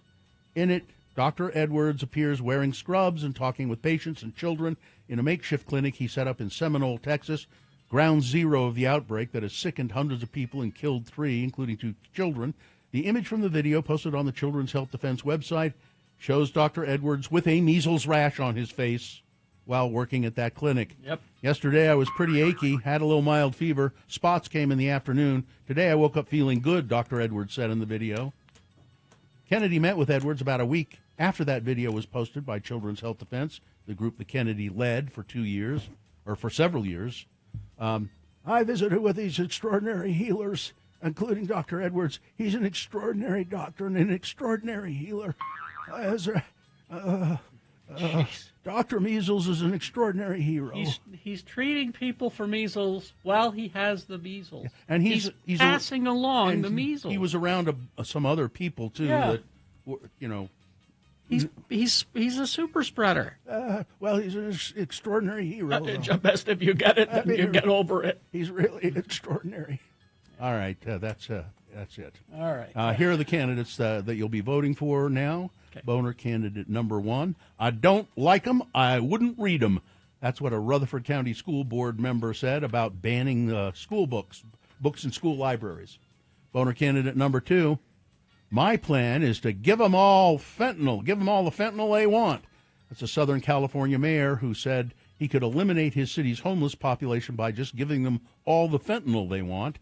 And boner candidate number 3, Dr. Measles is an extraordinary hero. All right. Time to vote for Boner of the Day, 1, 2, or 3. Remember your candidate number, the one that you think should win. One that you think is the worst, 1, 2, or 3. Put that single digit in the message of a text, and then text that to 33986. Or you can call Katie in the producer's booth at 877-602-9696. Or go online, x96.com. Look for the box. It says Boner of the Day, April 22, 2025. Click and vote. If you don't see that box, refresh your browser. It'll appear. Click and vote. Okay, you got less than 300 seconds to get your vote in. Let's go. It's Boner of the Day.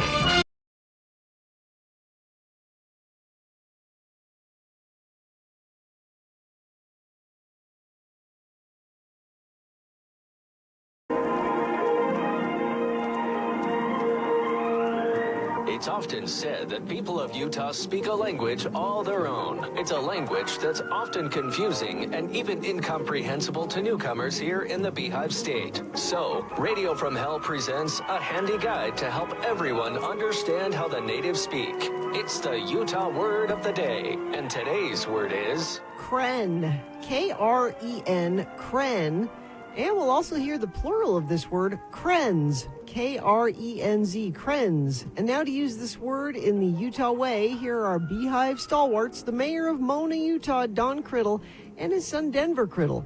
It's back to school time for Denver, and he's hoping for one last fun thing to do before the school grind begins. Again, the word is kren. Well, son, you get one more fun outing before you have to go back to school. What would you like to do? Not sure, Daddy.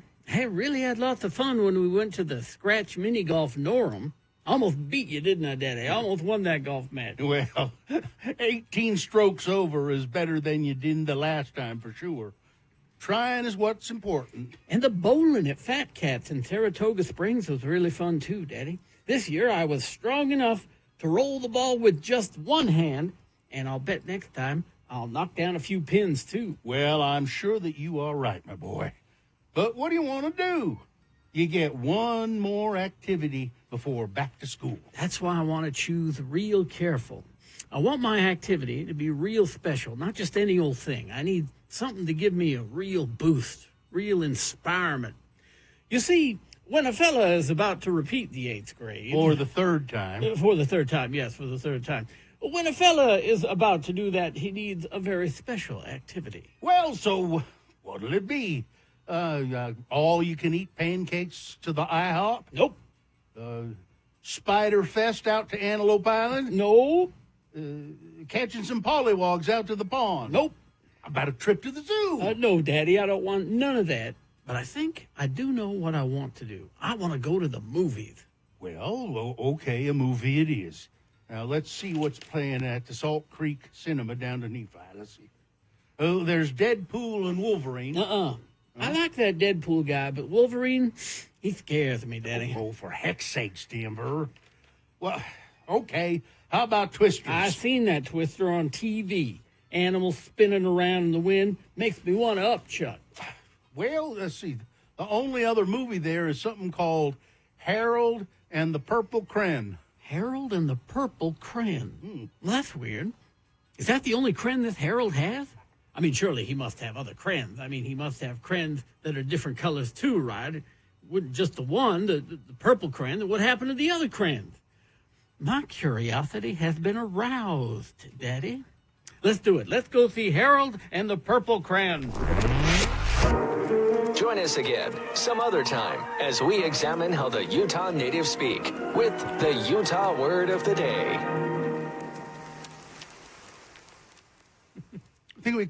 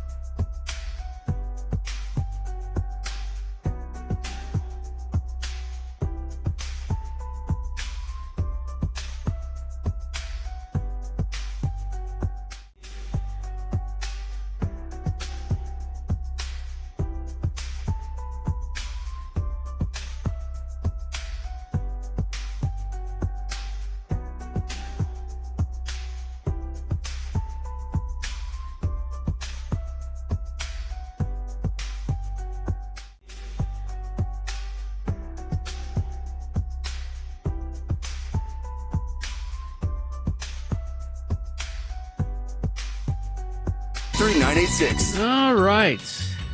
Let's see. It's a 7:51. Let's award Boner of the Day. And the Boner of the Day is brought to you in part by Pasta Primavera. And Excel Automotive Repair, commuter vehicle repair specialists, Asian and small domestic vehicles, dealership quality service at independent shop rates, located at 33rd South 290 East. To make an appointment, go to excelautomotiverepair.com. Well, the Boner candidate number 1, I don't like him and I wouldn't read him. And Boner candidate number 3, Dr. Measles is an extraordinary physician and he's a hero.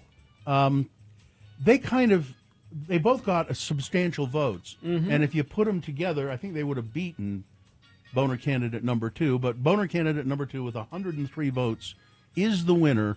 My plan is to give them all the fentanyl they want. All right, that's your Boner of the Day for today, April 22, 2025. Now qualified to be Boner of the Week. That'll be decided on Friday when Dave the Flower Guy just tells us who Boner of the Week is. Should we do a... Hello, yeah, what? Oh, yeah, let's do that. You want to do that? Yeah.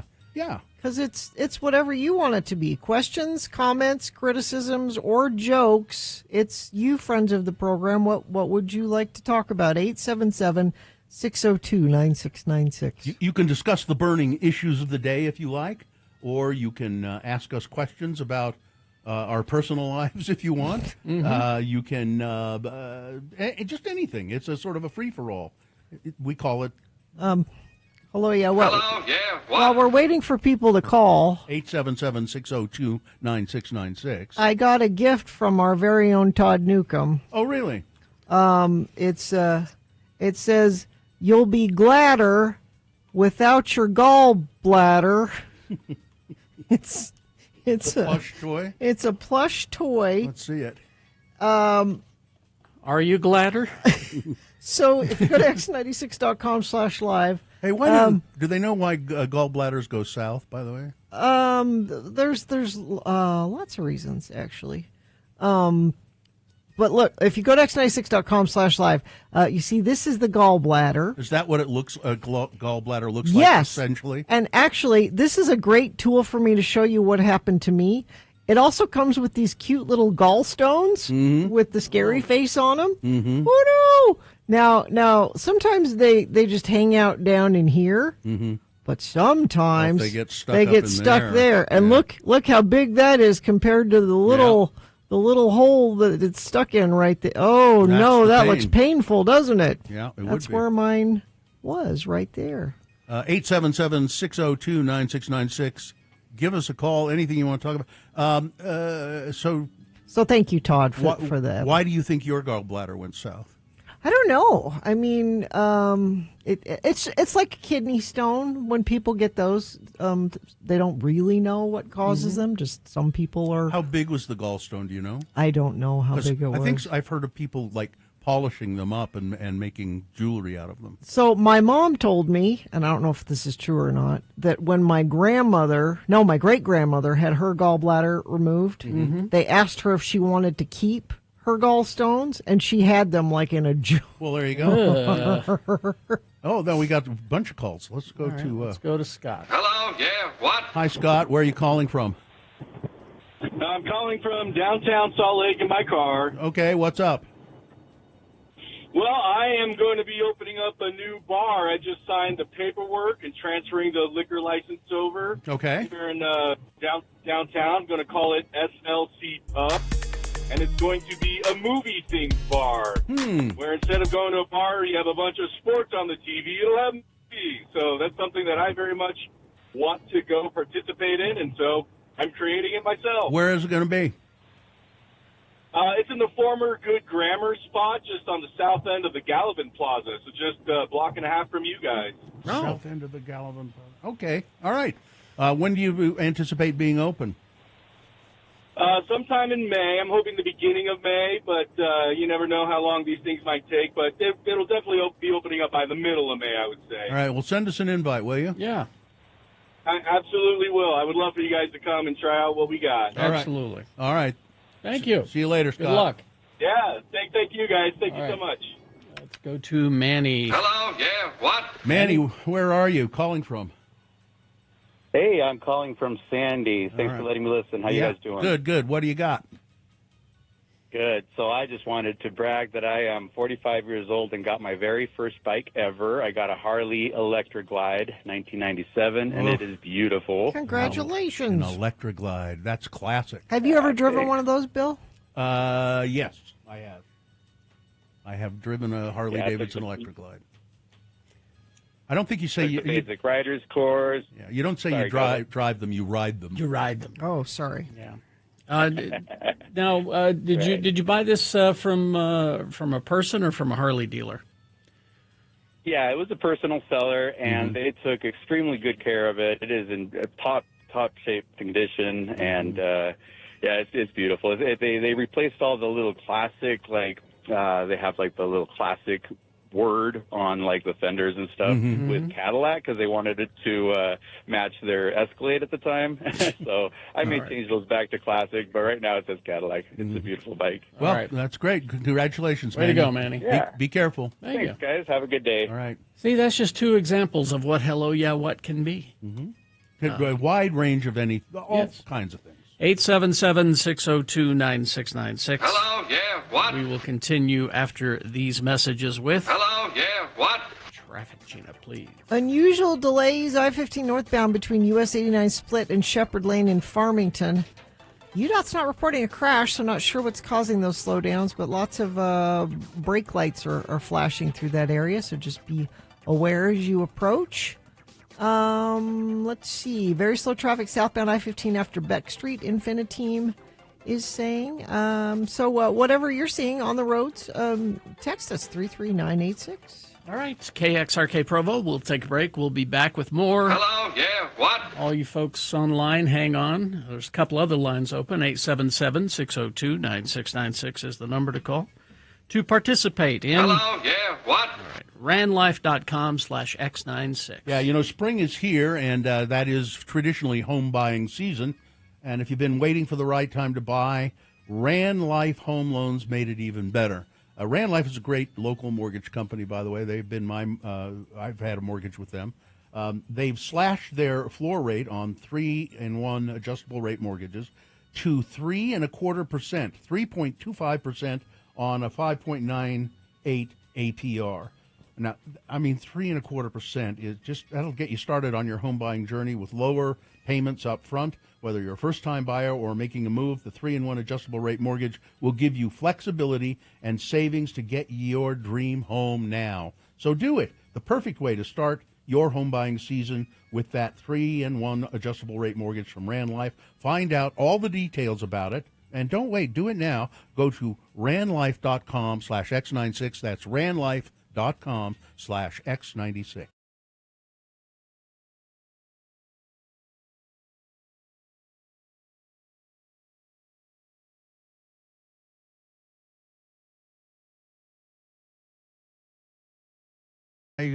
So I want to know how you're feeling, Gina. Are you okay? Because you drank some caffeine. Well, so we had the donut critic on today who brought in these new caffeinated protein drinks. Well, they're chocolate milk. And they're super tasty. Yeah. Maybe that was part of the problem. Well, now what he said is that the regular ones are a caffeine equivalent to a cup of coffee. Yeah.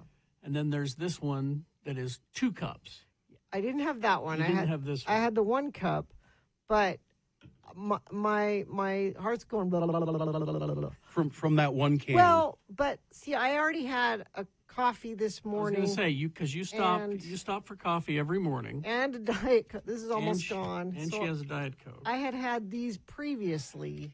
Gina, I think that was not a good move. Gina, I had a Coke Zero this morning. Uh-huh. Then I've been working on my coffee, my Mill Creek coffee here, and then I drank one of these as well. These things that he brought in that are caffeinated, and you know what? I could take a nap right now.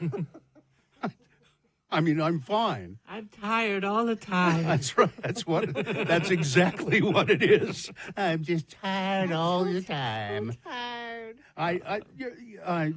You poor thing. I'm kind of feeling it.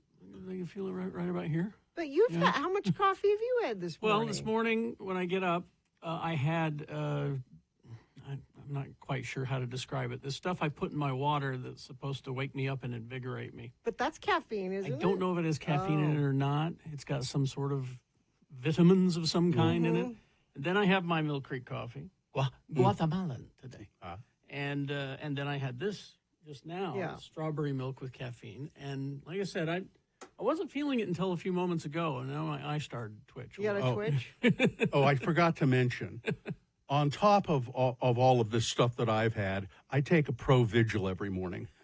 Oh yeah, which is which is like airline pilots wake up pills. Special trucker aspirin. And you're still fine. Yeah, you're still. Yeah, I could drink a pot of coffee and go to bed at night. Tired all the time. Because I'm tired all of the time. And my pants are heavy. I'm just a poor little heavy-panted, tired boy. Yeah, I'm sorry that it affected you that way because these are delicious. They are tasty. I know what it was. You see, I drank the vanilla flavor, and you drank the chocolate flavor. I had strawberry. And you had strawberry. I think the vanilla flavor, even though they all have the same amount of caffeine in them, I believe, the vanilla flavor would still just be not as effective because it's vanilla. No naps for me. Do you take a nap? Yes. Of course she does. I almost never take a nap. I have to be exhausted before I'll take a nap. You stop by Beto's on the way home. You eat under the overpass. I have my systems. And then you go home and nap. Are you regular? Yes. Oh, in fact, good. I gotta go. Right, Do you ever I fall? got another thing going. Do you ever fall asleep in the car? Yes. All right. While you're driving? Goodbye. Goodbye, everybody. Goodbye.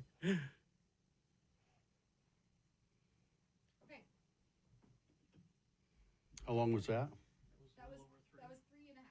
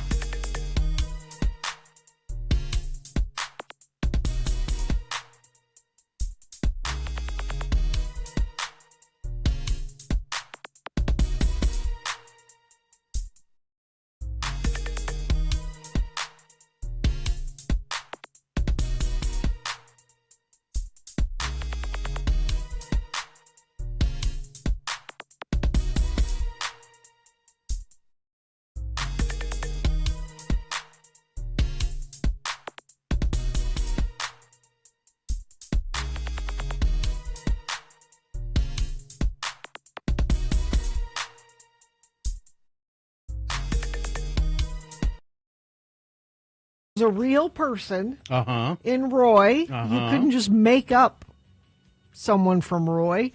I think Estella's a real person. I think Roy is made up. They're all real. Hello, yeah, what?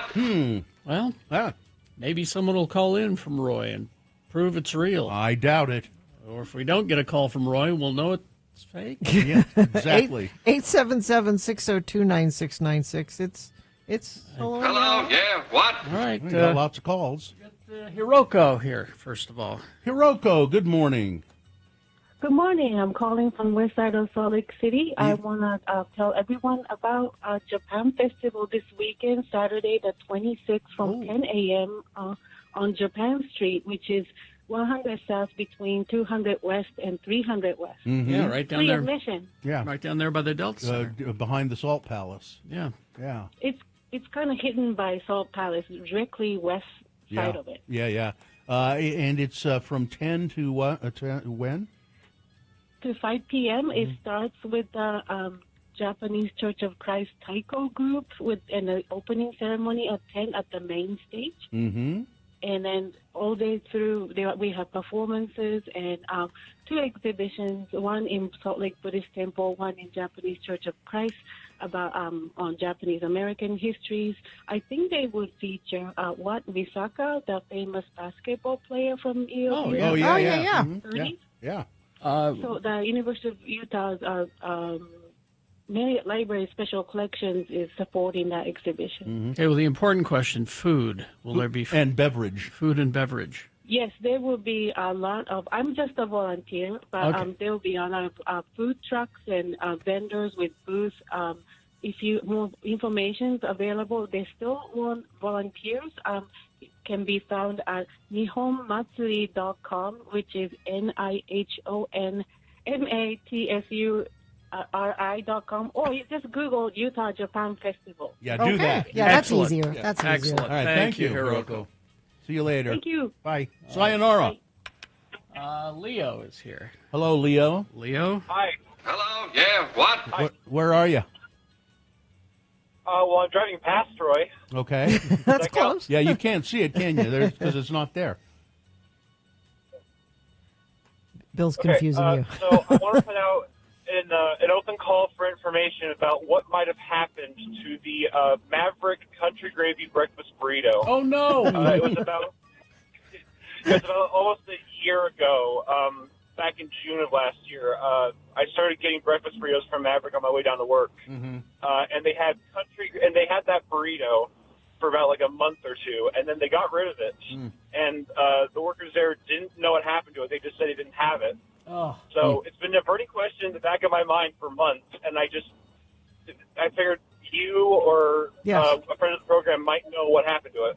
This is the perfect use of hello, yeah, what? Somebody out there will know. Listen, what happened to the Maverick Country Gravy Burrito. Here's the thing, Leo. If I had known this existed, I would have gotten Yeah. one. I mean, country Right? gravy, It's anything. like eating biscuits and gravy in a breakfast burrito. Exactly. Oh. Somebody will know. 877-602-9696. We're sounds- putting out a full alert. Somebody get Adventure on the phone right now. All right, thank you. Justin. Hello. Yeah. What? Hi, Justin. Hey, Justin. how's it going? Good. Where are you calling from? I'm calling from Harriman right now, headed to work. Okay. What do you got? I have to agree with Leo about the country gravy breakfast burrito, though. I do also want to know where it went. And see, this is... But I just want to shamelessly promote my travel agency, UtahTravelAdvisors.com or Utah Travel Advisors on Facebook. If anybody out there is looking to go on a cruise or an all-inclusive resort, hit me up. Okay. Okay. Well, there we go, Justin. Thank you. Thank you. I'm looking at pictures now of the country gravy burrito. And? It looks delicious. Oh. Full of egg and sausage and gravy. And but I'm not seeing anything about where it is. It's disappeared. All right, let's go to, let's see, is this Shane? Oh, it's Mixer Driver Hello. Shane. Yeah. What? Hey, Shane. Hello, Lords. Hello. I'm calling to tell you about the nonprofit that I work for. It's Fish for Garbage. And Yes. this Saturday is our kickoff event, April 26th, 9 to 12 p.m. at Mount Timpanogos Park on the Provo River in Provo Canyon. Mm-hmm. We'll be doing our cleanup. Show up at 9 o'clock. We'll give you bags, grabbers, gloves. You go out, you collect some trash. I'll give you some prize tickets. We can't say raffle anymore in Utah. Okay, so But I'll don't give say you some that. Prize opportunity. Yeah, prize opportunity Yeah, there you go. tickets. And then you come back, turn in your garbage. I'll give you one of those tickets. You get free lunch, and Carrie and Bill, Gina, there's free beer. Oh, And well, drinks. that's... And then What are you saying?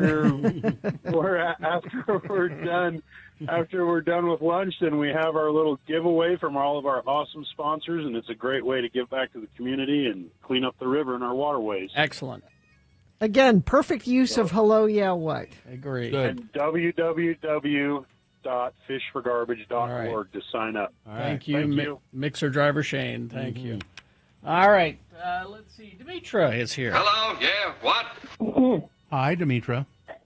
Hi, guys. Good morning. I just called to tell about this 26th. The Greeks are having their big Pascha Glendy. It's the Easter party. They used to do it on Easter, but this year they're doing it a week later. Okay. But they're having a lamb dinner, live music, and dancing. It's a fundraiser, so they're having an auction. There's a full cash bar, and it's a tire is cocktail or Easter best.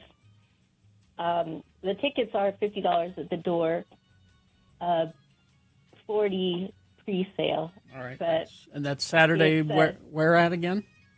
it's at it's in the hall next to the Greek Cathedral downtown. Okay. By Pioneer Park. All right. All right. No, right where it is. Okay. So there you go. Thank starting you. at 6 p.m. and going till whenever. Anyway, bye. Thanks. Thank you, Dimitri. Bye, thanks. See ya. Tim the Tree Guy is here. Hello, yeah, what? Good morning, all. Morning, Good morning, Tim. Tim. What's up? Well, this is kind of a things that must go call, but the guy that called in about his Harley that he got. Yeah. The other day I pulled up at a stoplight next to a guy that had a full dress Harley like that had the stereo in it and everything. He's in full leathers, the whole 9 yards. And he's blaring Phil Collins out of his radio. That is not proper biking. Yeah. The only thing you can, song you can play is Steppenwolf. The only band you can play is Steppenwolf. Born to be Wild. Probably something better. Yeah. All right. Oh man, I was like, are you serious? All right, that's all. Thank you, Tim. Thank you, Tim. All right. I wish we had more time, but if these two want to stick around for Beat Gina, they certainly can, I suppose. Let's see. Front of the program says gnarly accident in the HOV lane under the overpass southbound I-15 in Farmington. Also, west gate of Hill Air Force Base backed up onto the I-15 freeway. Very slow traffic southbound I-15 just after Beck Street. Lots of Infinity members checking in. Thank you for all of that. Yeah, I guess a vehicle plowed into the back of a truck, I-15 southbound near the merge at the West Davis corridor. Yeah, whatever you're seeing, please share it with us via text at 33986. Tired of paying too much for concerts? Experience great live music, adult beverages without paying stupid prices at Salt Lake's coolest venues. Check out Butcher Brown this Wednesday, April 23rd at the Stateroom. Get tickets at thestateroompresents.com. Sid is reminding us that this Saturday is the Salt Lake Marathon, so plan accordingly. Oh, yeah. Oh, boy. Plan accordingly. All right. Beat Gina coming up after these messages and a song. The song is an On This Day song.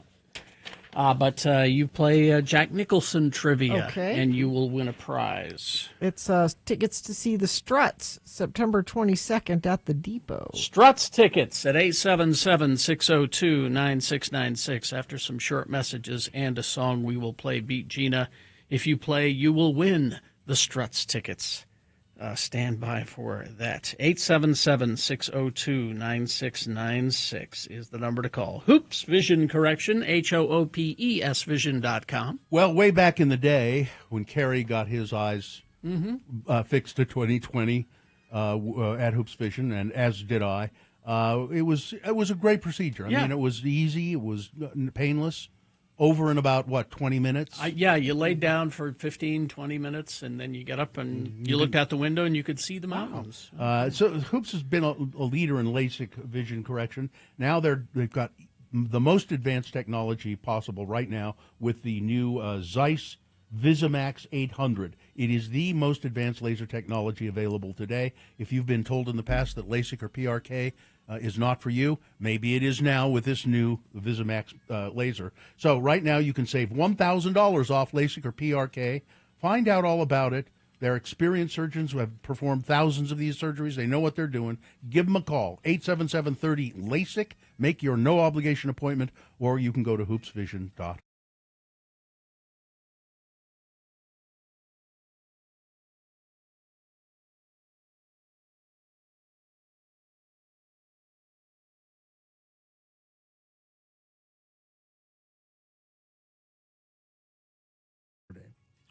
And this is just like a woman. Yeah, I know. Just like a woman.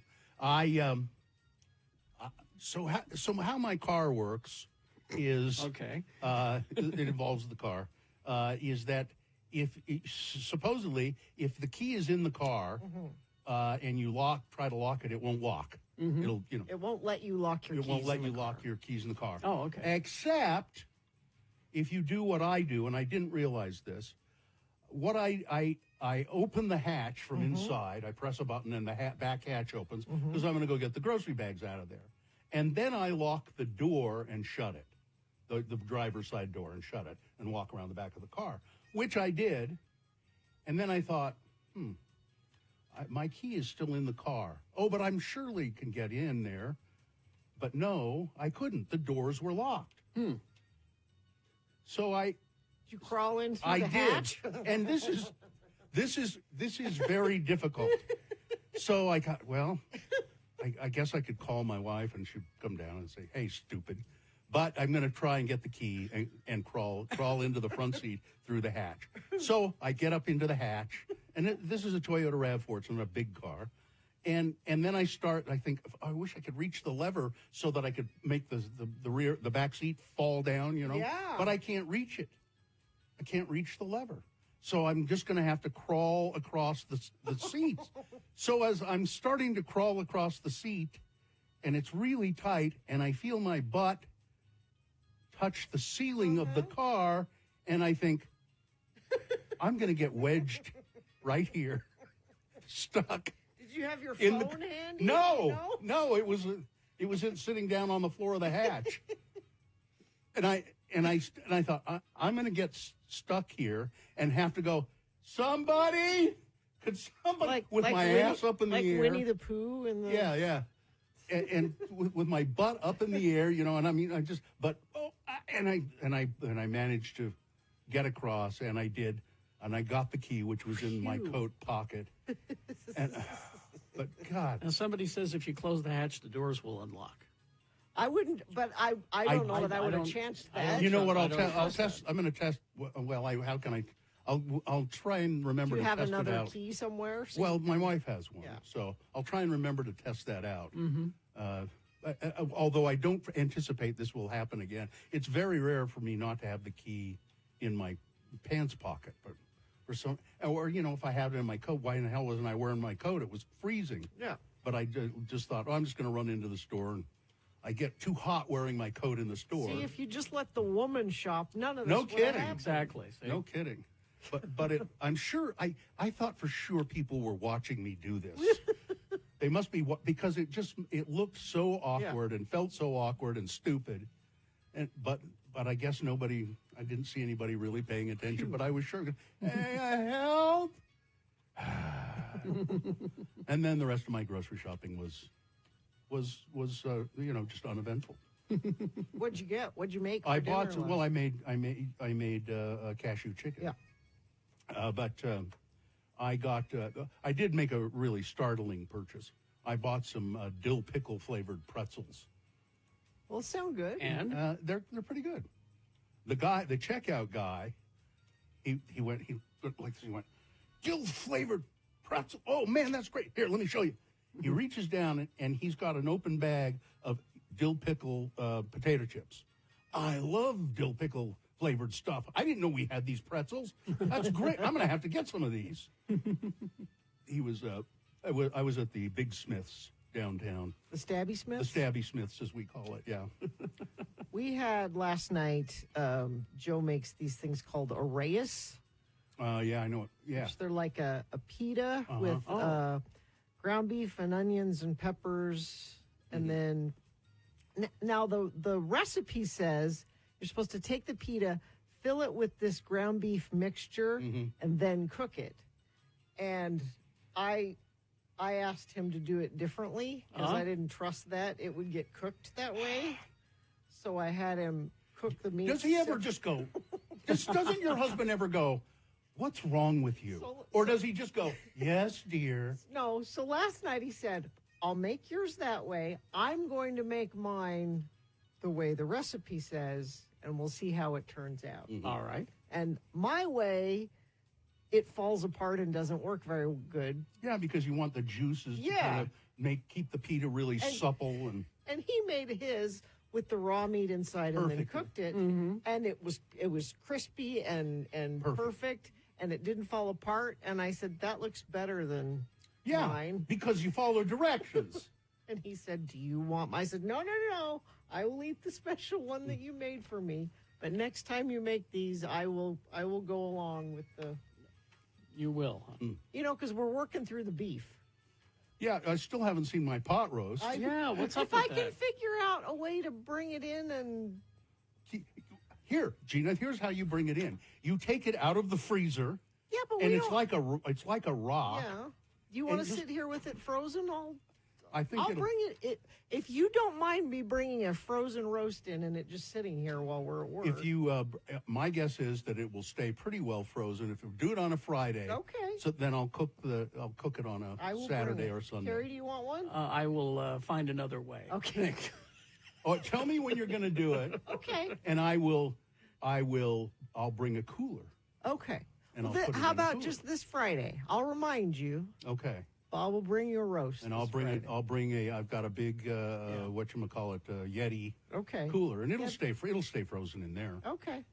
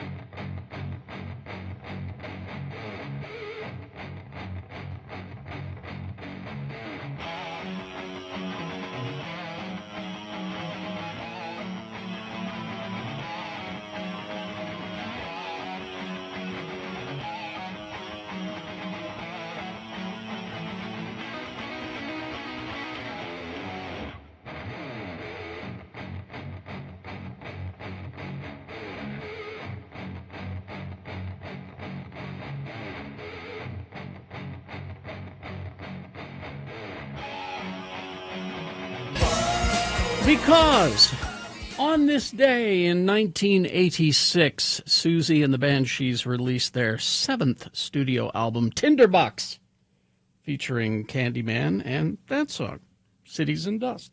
My favorite, actually. Time to play Beat Gina, brought to you by X96 welcomes the Struts September 22nd to the Depot. Tickets are on sale now. You can find information and ticket links at x96.com. Thank you. Hold on for just a second, and we'll get to beat Gina and your chance to win a fabulous prize. But first, I'm Johnny Ola, and I've made the grandest discovery.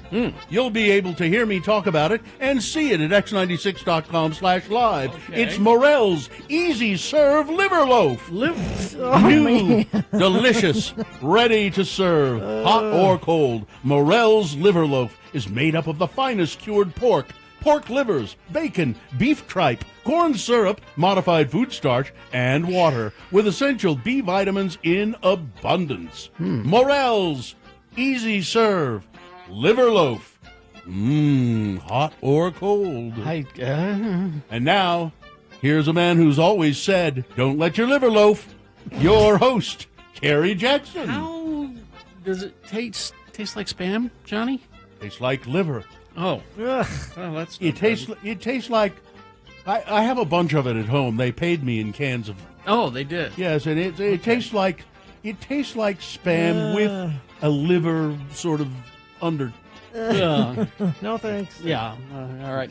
Well, the randomizer has picked a contestant, Gina, and it looks like you're going to be playing against Candace today. Hi, Candace. Are you there? Hi, yeah, I'm here. All right, Candace, we're going to toss a coin to see who goes first. It will give you the advantage in the game. Call it heads or tails. Tails, please. All right, let's see what we got.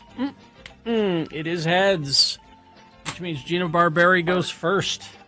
The first question is for her to answer on her own. Multiple choice, pop culture trivia. If she gets it correct, she gets the point. If not, Candace, I hope you were paying attention, because I'll let you answer the question correctly, stealing the point away from Gina. We'll go back and forth till one of you gets 3 points. Jack Nicholson's birthday today.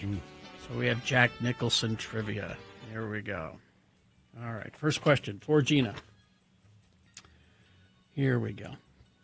According to Rotten Tomatoes, what is his highest-rated movie by viewers? Okay. By viewers. Not by critics, but by viewers. Okay. Is it 1, One Flew Over the Cuckoo's Nest? Is it 2, Batman? Is it 3, Bubblegum Crisis? Or 4, Chicken Pox Pie? See, Rotten Tomatoes is hard. I'm going to go with Batman. No, you tricked me, Carrie Jones. I did that on purpose. Candace, what's your answer? I'm going to go with 1. One Flew Over the Cuckoo's Nest. There you go. That's a point for Candace, and Candace controls the question. Candace. He was interested in a role in what movie, but due to budget, they couldn't meet his high salary demands. So he wanted to be in this one movie, in this one particular role, couldn't afford him. Was it 1, Captain Quint in Jaws? Is it 2, the father in A Christmas Story? Is it 3, Dr. Willoughby in Sunshine Necrosis? Or 4, Dr. Willoughby in Picnic Phlebotomy? Sorry. I'm going to go with 1 again. Captain Quint in Jaws? I'd love to see that, but no. All right, Gina. You forget that was a movie made by a kid by nobody knew any. Yeah, Exactly. It was, so that must be the dad in Christmas. The Dad in Christmas Story. That's- Also would have been interesting. That's a point for Gina, I would although like to see that. Darren McGavin was wonderful He in that. So it's 1-1. Gina controls the question. Gina, Yes. what was his first film role? His first film role. Was it 1, Little Shop of Horrors? Was it 2, The Crybaby Killer? Was it 3, Hail to the Chimp? Or was it 4, Simple Jack? It wasn't Little Shop of Horrors, because he had like a little cameo in something. But what was it? Well, oh man, I don't know. Hail to the Chimp. Really? Really? Okay. Candace, what's your answer? Yes. Can you tell me number 2 again? I forgot what it The was. Crybaby Killer. Let's do that one. Correct. All right. It's 2 points for Candace, I'm glad you're so delighted, Candace. and she controls the question. I am. Please. All right. Candace, in the 1960s, Jack Nicholson wrote a movie for what rock band? He wrote a movie for what band? Is it 1, Farfignugan Pumpernickel Discourse? Was it 2, Rocket Pimp? Was it 3, The Monkees? Or was it 4, The Rolling Stones? Oh, I'm going to go 4. Rolling Stones? No, terribly sorry. Tie it up, Gina. The Monkees. Monkees. The movie Head. Yes. Yes. All right, it's 2-2. Gina controls the question. This could be it, Candace. Gina, what was Jack Nicholson's very first job? His very first job. Was it 1, paperboy? Is it 2, a mail clerk? Is it 3, he painted M's on M&M's? Or was it 4, he was a banana bender? A paper route. Paper route? No. Candace, you're going to win the game here. I want to, you know what? I'm going to go with M&M's. I like that. Oh, God. Candace, why would you? She wants to keep this going, I guess. Oh, God. Why would you prolong? It's mail clerk. Candace controls the question. She's just having too much fun. Listen to her. Yeah. All right. All right, Candace. Get this one right, please. Candace, what is Jack Nicholson's most notorious ad-libbed line? Not in the script. He just made it up on the set. Is it 1, I like to wear women's clothes? Is it 2, you can't handle the truth? Is it 3, Luke, I am your father? Or 4, here's Johnny? Oh, I'm going to go with 4. Here's Johnny. Correct. Is correct. Good choice. You win the game. You win the prize. Way to go, Candace. Yay.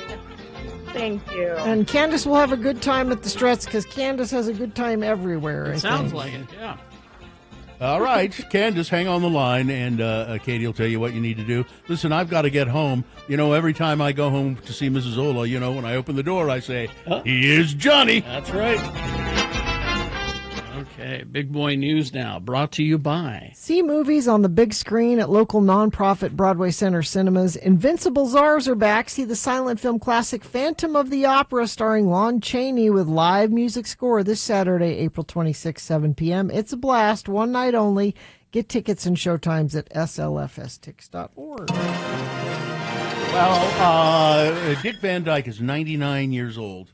God bless him. He has no interest in slowing down. Speaking exclusively to People magazine at Dick and Arlene Van Dyke's present Vandy Camp on Sunday. Well, I don't know what that is. What?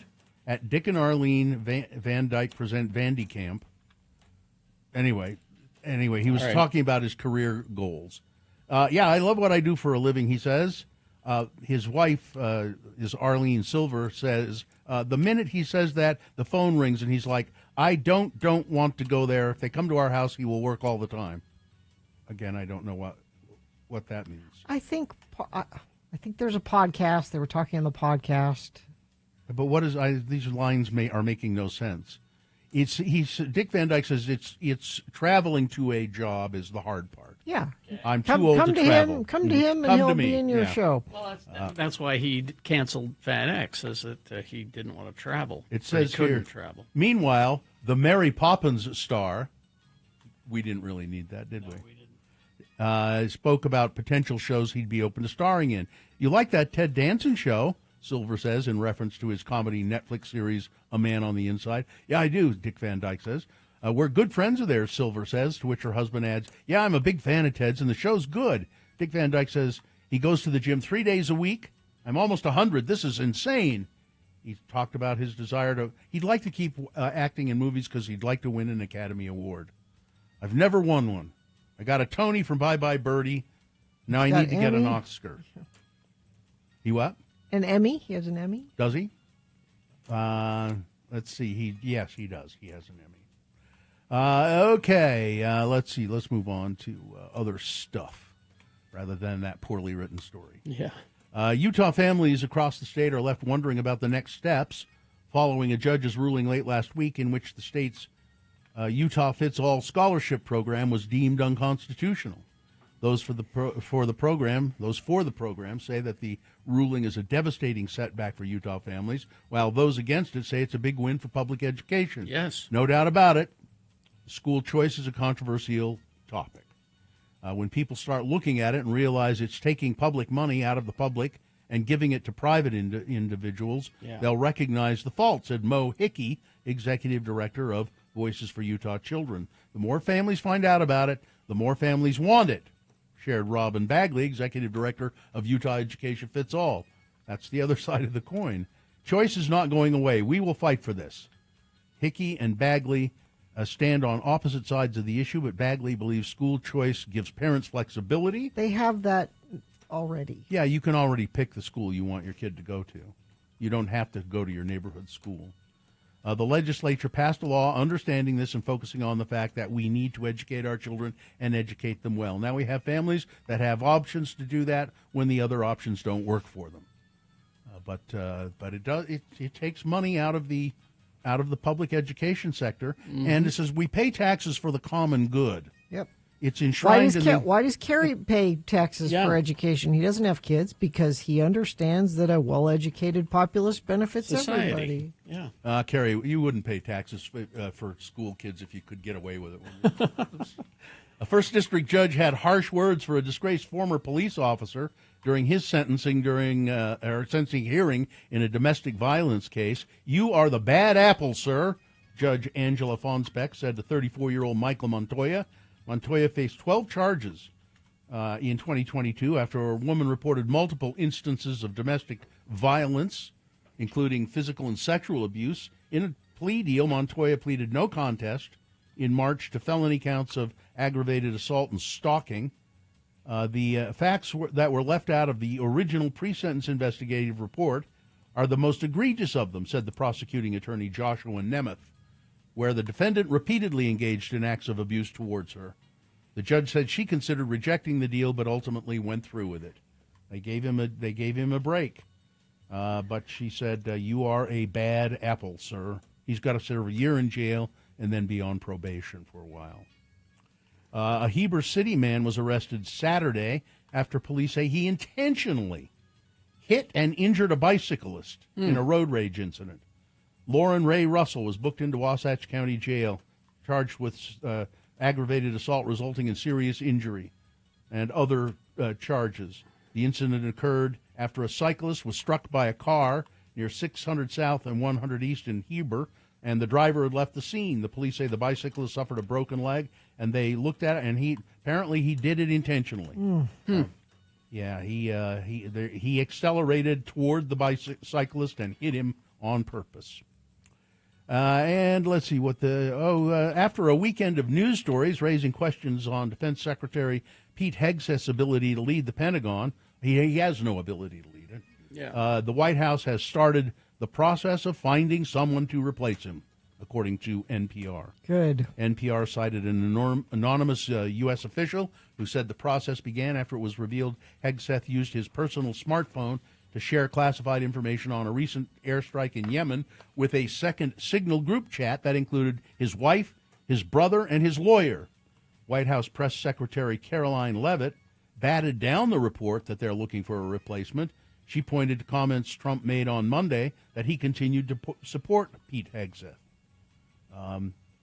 I think those comments were, I think he was confused when they said, what about the Signal chat? And he's like, that's old news. I think he didn't know there was a whole other Signal Actually, chat. he said, the NPR story, he says, fake news based on one anonymous source who clearly has no idea what they're talking about. That's Leavitt saying that. I don't know. It could be that that the White House staff said, we better start looking for a replacement, and Trump said, no, you don't. I think that's also possible. Trump is famous for playing both sides. You know, so in the public he might be saying everything's fine, and then behind the scenes he might be saying, because he likes to pit his people against each other. You know, he encourages those fights. So maybe, I don't know. And it looks like Elon Musk might be leaving. Good. Musk and Trump, when they commanded all federal workers to submit weekly emails listing 5 accomplishments, they warned of harsh consequences. Failure to comply would count as a resignation. Musk called the emails an accountability measure needed to ensure that staff even had a pulse. But records obtained by the Washington Post, as well as interviews with 36 managers and employees across government, reveal that officials refused to comply with core aspects of that directive from the beginning. In a briefing of top human resource officers held just 2 days after Musk's directive went out to all federal employees, they said that the initiative's voluntary and noncompliance would not be considered as a resignation. But it looks as though Musk is preparing to exit government later this year, and his influence appears to be waning. The conflicting messages and confusion have a predictable result. As of this month, agencies maintain an inconsistent patchwork of policies on the email response. Because there's no plan. It's just and he keeps saying he found all this fraud. Well, then where are the arrests? That's a crime. Yeah, that is a crime. I would love to see this fraud you have found. Where is this parade of people? Yeah. The U.S. Supreme Court is set to hear arguments that could reshape public education for decades to come as a group of parents is asking the High Court to decide whether public schools requiring elementary-age students to read books with LGBTQ plus themes is a violation of their religious freedom. And that's about it, except a Sunshine State resident, that's Florida, said that, and there's footage of this, there's a video of this, opened the front door, 2 alligators sitting on the front porch. Sounds like a children's book. Just waiting there, waiting. It looked as though they were trying to get into the house. Well, it's better there. It's better in the house, you know. Candygram. All right, that's it. Sports weather traffic. Cardi B is pulling no punches at this year's WWE SummerSlam, which the rapper announced late Friday. She'll be hosting both nights this August. In a clip she shared on X, or Twitter as I still call it, What's up, WWE Universe? She'll be there for 2 nights at MetLife Stadium in East Rutherford, New Jersey. Apparently, they had asked her to appear a couple of years ago, but she got pregnant, so she's making good on her promise to do it. Oh, that'll be exciting. It will be. And the NBA, the Clippers beat the Nuggets yesterday at 105-102. Today you've got the Grizzlies and the Thunder at 5:30, Bucks and Pacers at 5, and the Timberwolves and the Lakers at 8 p.m. In the NHL yesterday, the Kings over the Oilers 6-5, and the Jets over the Blues 2-1. You've got the Devils and the Hurricanes today at 4, and the Canadians and Capitals. Let's see. Oh, I gave you that one already. Senators and Maple Leafs today at 5:30. That's your sports. Weather. Earth Day, a beautiful day for Earth Day. Sunny, 70, gorgeous blue skies. Overnight tonight, we got a 20% chance of showers, and that kind of lingers through Thursday. We stay in the 70s, though, so stay warmer. High of 75 expected by Friday. Traffic. Got a crash southbound I-15 in Sunset, milepost 337. Crash southbound I-15, 2100 north in Centerville. The left lane closed there. Crash northbound Bangor Highway at Parkway Boulevard. And let's see, Maverick still has country gravy breakfast burritos at the Maverick in Layton on 193. They'll also make any flavor on the menu by request. Well, there you go. So if you have traffic or alerts on food, you can always text us at 33986. Haster Games for board games, Magic the Gathering, Pokemon, miniatures, dice paints, and more. Haster Games, 6831 South State, or HasterGames.com. All right, we got the donut critic. Oh. After these, I haven't seen what he's bringing us, though. All right. Also, the Boner recap game is coming up just after 9.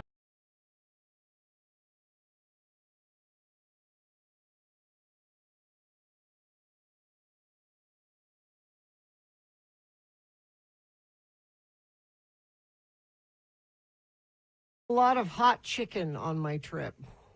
Hot chicken. Nashville hot chicken. Uh-huh. So it's just the coating is... So here's the story of Nashville hot chicken. The original hot chicken place. Prince's Hot Chicken Shack. Okay. Now the story here is Thornton Prince was a womanizer. Yeah, he had lots of women in his life. And apparently he was cheating on his wife, and she was mad. And he would come home late at night and demand she make him dinner after he'd been out with other women. And she was mad. Okay. He wanted some chicken, and she said, "I'll show you chicken." And she did so many hot spices in it, she thought that it would... This'll show him. This'll hurt him. He loved it. He loved it. This is great. This is great. And opened Prince's Hot Chicken Shack. Now, the traditional hot chicken is not anything you put on top of it. You put the spices actually in the oil, I guess, that you cook the chicken in. And that's what infuses... Not in the breading. Not in the breading. It's not, but there is breading on it. Yes. It's like it's fried chicken. And it's fantastic. And I had too much of it. Does it come with biscuits and honey? Well, it comes with a little slice of white bread, just white bread. Okay. And a pickle. But now I noticed we have a hot chicken place, a new hot chicken place that replaced another chicken place. So there was the Crack Shack on 9th South. Yeah. That wasn't there that long. I went there once, was not crazy. And now did they do hot chicken? I mean, they did it. It was a chicken, but it wasn't hot chicken. But supposedly the place that came in is a hot chicken place. So now that I am a professional... Now, it's almost like I'm a local hot chicken eater. Okay. I'm going to go there, and my guess is I will say this. I've been to Nashville. It doesn't taste like this, but maybe it will be an okay chicken substitute. I need a report. Okay. I need you to on the way home. It might be lunch today. Yeah. It might be lunch. I need a report. Do you get you get like a half a chicken or like a leg and a breast or how? They're tenders. They're tenders. Oh, really? Yeah. Oh, okay. Tenders in different forms. like on a sandwich. Or Okay. You don't like a tender? Nah, not too much. I think I'll stick with Pretty Bird. I like. Pretty Bird is tenders. It's like a breast. Yeah. It's a big. You can get tenders there. I get tenders. Oh, you there. can get tenders there. Yeah. I get them for the dogs. Yeah. You get them for the dogs? They love them. Hot chicken? Not hot. You can get your degree of spicy there. You know, I just get the unseasoned ones. I'm there to pick up an order of tenders for You- my dog. You get the Pretty Bird chicken for your They dogs. love them. I mean, I love it. Yeah, they love them. And I love my dog, but I get a hot behind sandwich for Sue. A what? A hot behind. That's the spice level. And then I get the medium for me. yeah, And then I just get some unseasoned Pretty the Bird dogs. for the dogs. They love it. Pretty Bird's fantastic. 3986. Is this sponsored, Gina? Brought to you by Delicious Treats. It's the Donut Critic. He's here, and he's brought us delicious-looking things. I want the cameras to get a shot of all of the stuff that he brought here. Yeah, I brought in a lot of different things today. We're not highlighting one entity. We're highlighting a way to get food from lots of different places. Yeah, so I'm going to teach you how to fish for baked goods in Utah. Okay. So recently, there was an app that just started. It's called Dozen.app. So this app is going to be genius because what it does, there's two folds. So us as consumers, we get to enjoy all these different treats from home bakers. I mean, there's a lot of home bakers out there, but a lot of times that's so reserved to your immediate circle, friends, family, and maybe one step out, somebody in your neighborhood. But there's a lot of recipes. There's a lot of good stuff out there. And if that's not proliferated, that's not sent out to everybody, then you don't get to try it. So this app, twofold, gives us, the consumers, the benefit. But then it also helps these home bakers be able to test their recipes, send things out, and also appeal to the general population. It's pretty cool. So what's the app called? So it's called Dozen.app. Okay, I'm going to try to go there right now. Now, So it is available on Apple and Android at this point. so tell us about I just had this pimento spread. Yeah, this is delicious. It's really good. Yeah, so there's a lot of different versions. I've seen some savory on there. There's some sweet. I've sent and given you guys 4 different options from 4 different bakers. This looks like more than 4 options. There's a lot here. So, Bill, what you're referencing is sourdough with a balsamic red pepper butter, and it's available, and you can order it, and you can get it delivered or pick up. It is amazing, and like I said, it's that really good bakery inside of someone's home that you're never going to know about until you try some of these things out. The bread is delicious, and the spread is So great. that person makes the bread and the spread. That it all is one. Yep. Okay. So you can order those as packages, and that's from Madison at Alpine Oven. So that's one of those that you can look on that app, be able to kind of geolocate around you. But that's Alpine Oven. So the cookies are from Katie's Cookie Company. Yeah, and these are really legit. I mean, the flavors are really potent. They're super awesome on the toppings. Yeah, So- this peanut butter cookie. Yeah, so you have a Muddy Buddy. You're that's looking, what it is. Okay. Yeah, so it's got the peanut butter base, and then it's got the chocolate, and then it's got the checks, Muddy Buddy checks on top. What's this thing? So that is a key lime pie cookie. Oh, it's so good. Yeah, so that's got basically almost like a graham base to it, and then it's got the key lime pie on top. It's like that cheesecakey-ness on top. Oh man, that one was delicious. And her fried ice cream. Honestly, when I would go to a Mexican Fried ice restaurant, cream? yeah. So that one cookie over there is a fried ice cream cookie. Yep. Okay. It's better than any fried ice cream that I've had at a restaurant. I always want to do it because I think, it's going to be good and crispy and creamy. This cookie actually makes me want to order more fried ice cream. Yeah. The Snickers macarons are from Oma's Kitchen. So, yeah, if you look on the app for Oma's Kitchen, the macarons have a really good peanut butter flavor to them. They're hard to make, too. They are aren't very, very hard to make. But I she say did it with my mouth full. But she did a really great job. There's other flavors on there. And the thing about these home bakers, too, you kind of just dip in, you click on their profile, and then you can see the smattering of other things that they do on that as well. Man. But And make then- sure you get into that raspberry roll. So the raspberry rolls are from Kay's Sweet Rolls and Breads. Yes, these are delectable. So if you bite into that, the raspberry flavor is so delicious, so fresh, and I like the density of it. I'm a density roll kind of guy, and so these really appeal to me. And these are just this cookie, this one you referenced before, the Muddy Buddy. Muddy Buddy. It's like it weighs a half a pound. Yeah, no, they're formidable. Now, if somebody's listening that's like, hey, I'm a good baker and I want to get do you know how that they are able to be part of the app? How does that work? Yeah, so there is a process. They are always looking for home bakers. And so you go to their Instagram, you click on that link, and then it asks if you're a home baker or basically if you're a consumer. And you can go on, fill out a form, and then they can consider you for the app. Yeah, like I said, it's twofold. So us as consumers can enjoy all these treats, and then as a home baker, like go out and you try weren't kidding about that raspberry roll. Yeah. I mean, it doesn't, when you first look at it, you go, oh, maybe that's good. Yeah. Wow. No, the flavors are amazing. But you're right, the density. Yes. That is incredible. So you get the best thing to do is download the app, right? Yep. So go to dozen.app, and then there'll be a link in their profile for you to go ahead and download that. And then it really is just like searching through. And it's amazing. And that's basically why they started. So this actually comes from the previous owners of Crust Club. I brought in Crust Club before, those pies. So they partnered with one of their previous employees to bring this app together because their thought was, there's so many things that I want to share and put out there, and people, have reacted to it and think it's delicious. So why not give them a way to do it? Put it in all one place, make it easy to find. Yeah.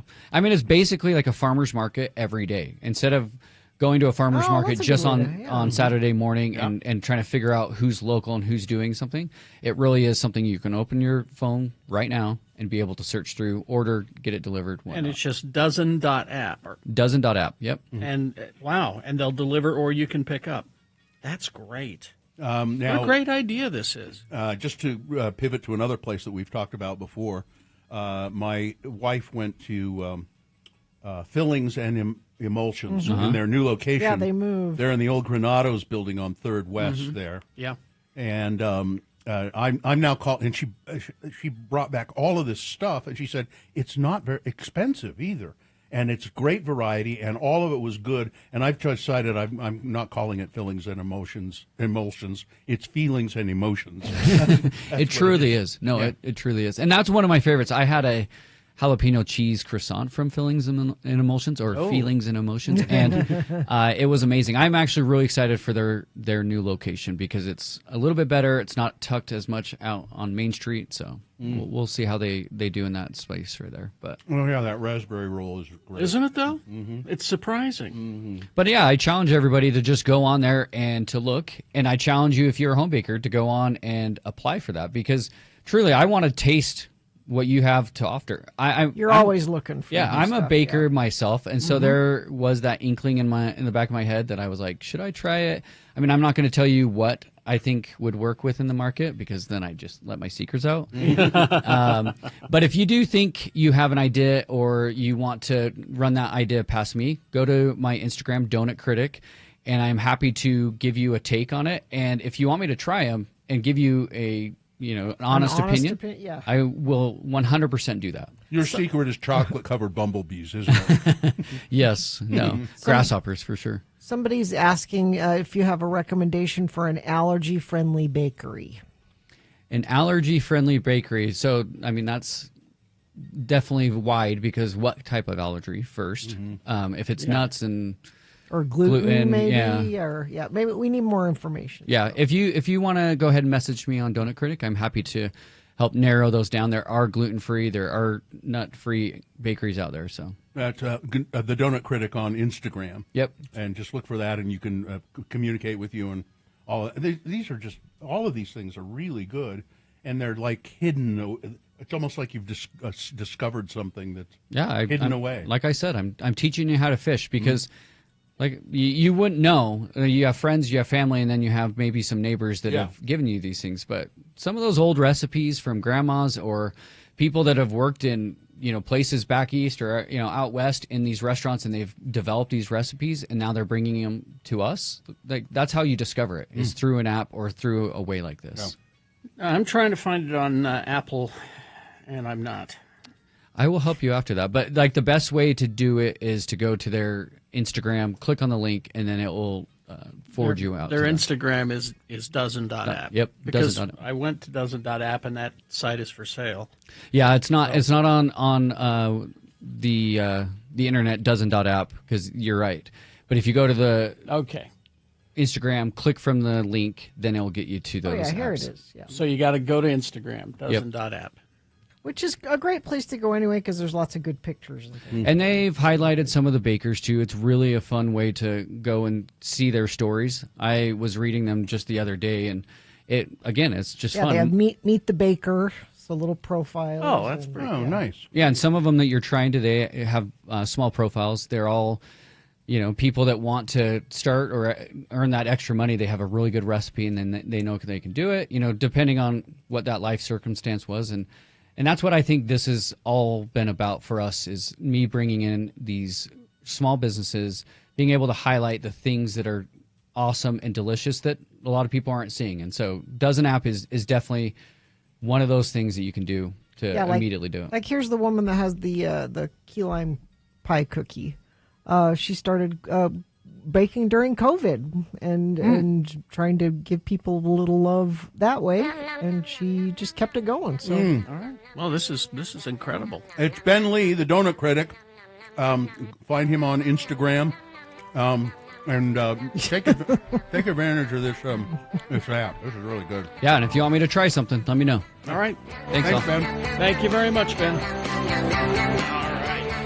Traffic, Gina, please. a car spun out at the top of the on-ramp of Lambs Canyon on westbound I-80. It's in the dirt on the right, so not causing a lot of slowage, but you might be aware of that if you're headed up or down Parley's. We have a crash southbound I-15 in Sunset, milepost 337 off to the right. And a crash southbound I-15 2100 north in Centerville that has closed the left lane. Two epic shows, one mind-blowing experience, Laser AC/DC Rock Legends brought to life in lasers, and Laser Taylor Swift Volume 2, Bigger, Brighter, Better Than Ever, now playing only in the Hanson Dome Theater. Get tickets at clarkplanetarium.org. All right. We will take a break. We'll play a song for you. It's an On This Day song. And after that, it is the Boner Recap game. Easy to play, easy to win. All you have to do is tell us who won the boner this morning. If you were listening, you know. If you weren't listening, you could try guessing, but why guess when you can do your own research? Cheat. Go to x96.com, look for the box that says Boner of the Day, April 22, 2025. Click on there, and it'll say winner next to the proper winner. Tell us who that is, and you'll win. Oh, well, I was just telling you about the laser shows at the Clark Planetarium. You'll get a 4-pack of tickets to one of those shows, either AC/DC or Taylor Swift. You choose. All right. 877-602-9696. Call, play, win. It's the Boner Recap game for laser show tickets. KXRK Provo.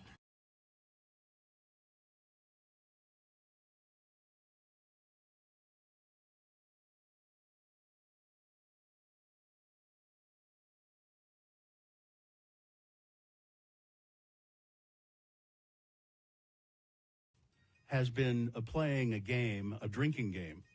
They've been playing this drinking game after I go to bed. Do they purposefully wait till you go to bed? I think so.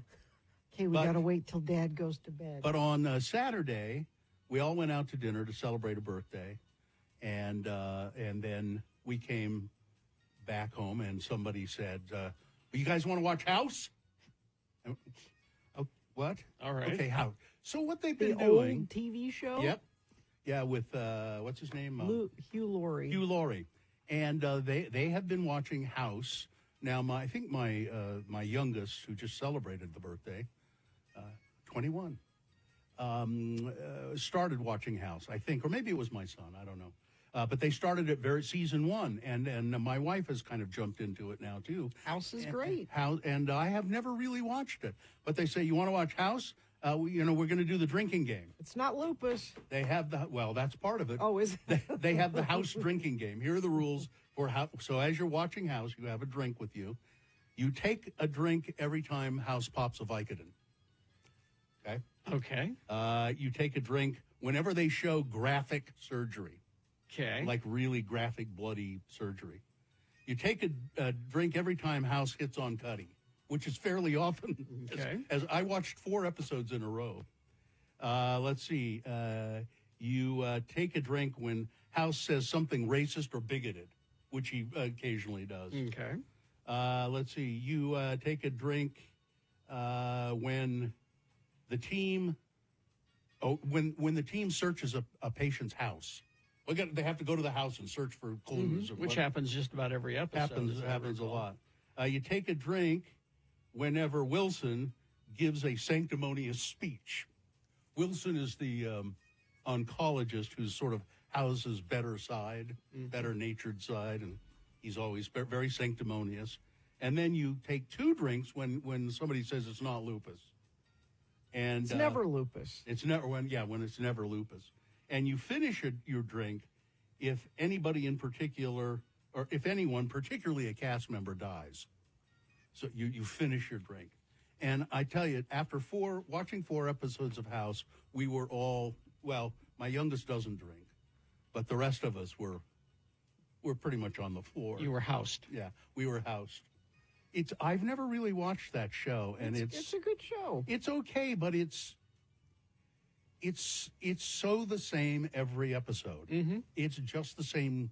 It's the same show every single episode. But there are good performances in it. The actors are all pretty good, and Hugh Laurie is great. And I think it's interesting that they give you a character like that, who's the center character of the show. He's the person that you're supposed to kind of really like, but he's just a turd for the most part. But can I pivot to the other part of this, which is having a drinking game with your kids? Is that weird? Well, they're adults. But they're still your kids. I don't know. Yeah, but they're adults. I know. They're adults. But the point of a drinking game is to try to get drunk, right? Isn't that kind of the... I suppose.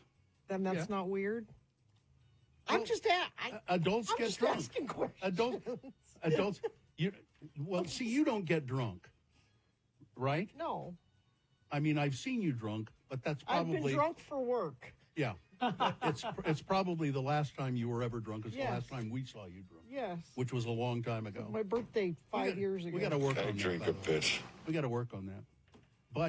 But people who, I mean, we don't get falling down drunk, but when you have drinks, you get tipsy. Just let me drink. And when your children are old enough to drink, they will get tipsy. No, I mean, so when we're with Festus and, we'll go out to dinner and we'll order a drink. But you're all civilized about it. You're so mean when you're drunk. When we go out to dinner, we'll have, like we went out to dinner before this, and we went to this Japanese seafood and sushi buffet called Sukiya. It's out in Midvale. And my God, what a lot of food there is there. I mean, just this, and it's packed with people who love sushi and seafood. And so we had sake. We ordered sake and had sake. But that's, you don't get drunk doing that. But when you're home. You're not driving anywhere. Yeah. Why not have a drinking game with your kids? My time. I will enjoy it. Except the one that just turned 21 does not drink.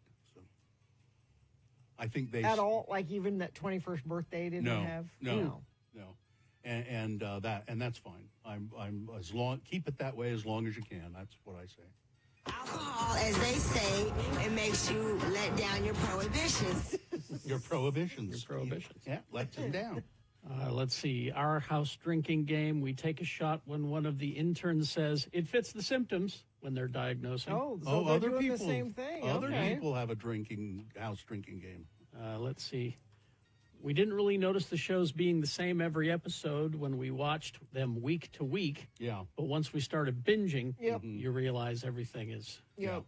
is formula. Yeah, I watched 4 in a row, and it was just pretty much the same episode every time. Like, okay. All right. And it's perfect. That makes it perfect for a drinking game, too. Yes.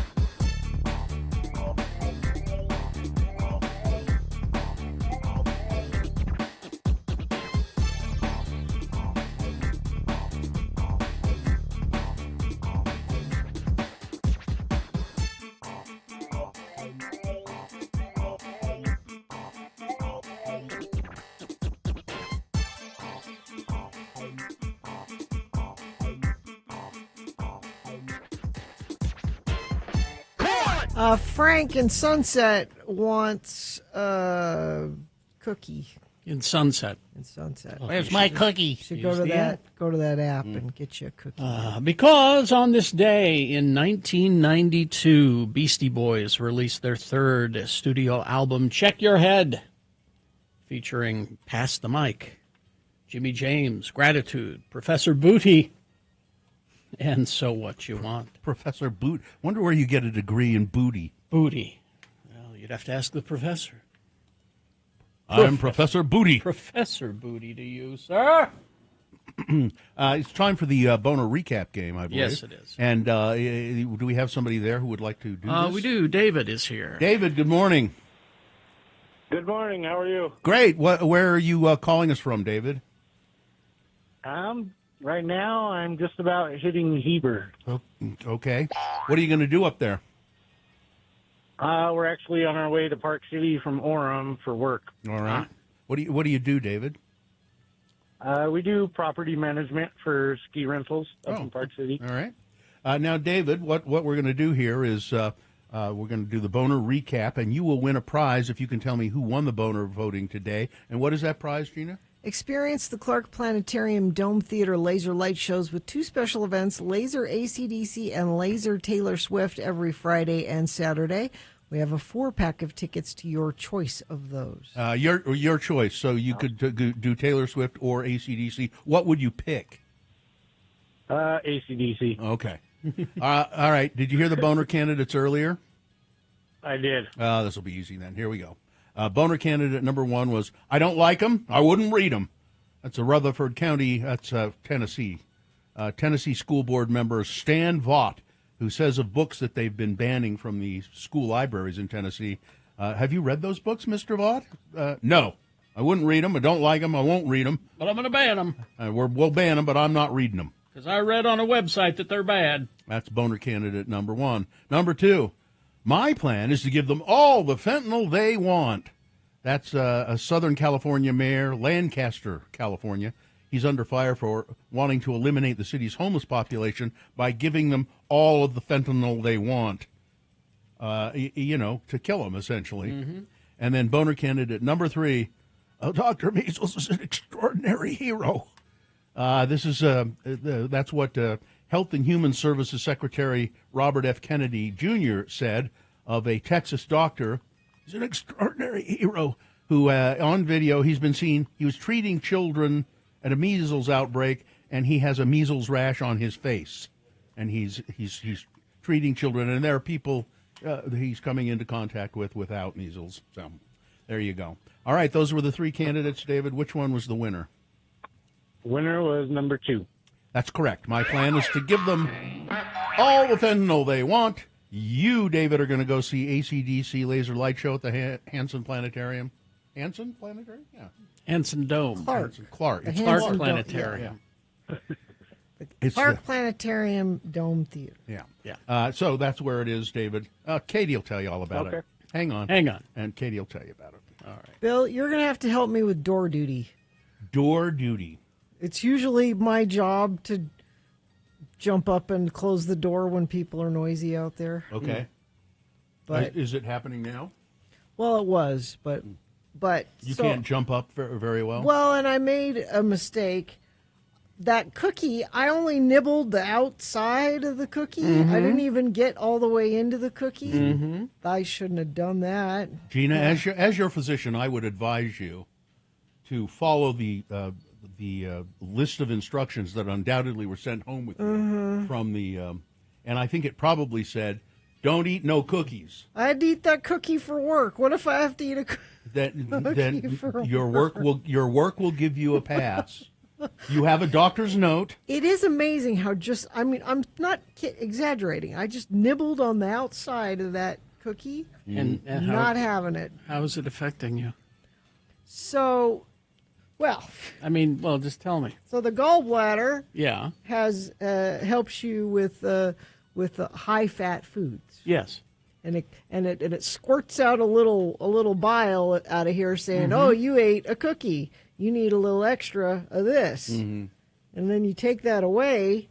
So when you eat the Ah. cookie, your stomach's going, "Whoa! What did you what do am to I me?" supposed to do with this?" Now, Usually it comes down here squirted. now apparently, after time, your stomach will figure it out that it's not getting this little Mm. extra Mm. bit, but right now it I doesn't don't know. know. So I'm okay. I got a lot of gall. yeah, you do. I got lots of it. I don't know. Yeah, I think you better. I think this is going to really alter your You lifestyle. think I'll ultimately be a healthier person? Is that what you? I'm hoping that you'll eat your broccoli, and you'll eat your not eat your red meat so much. I brought a sleeve of Ritz crackers today. What? That's not good either.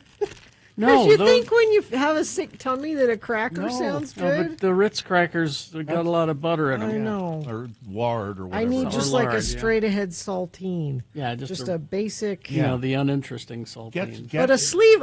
But honestly, what's better than a sleeve of Ritz Oh, crackers? I love a sleeve of Ritz crackers. You need a box of Zweiback.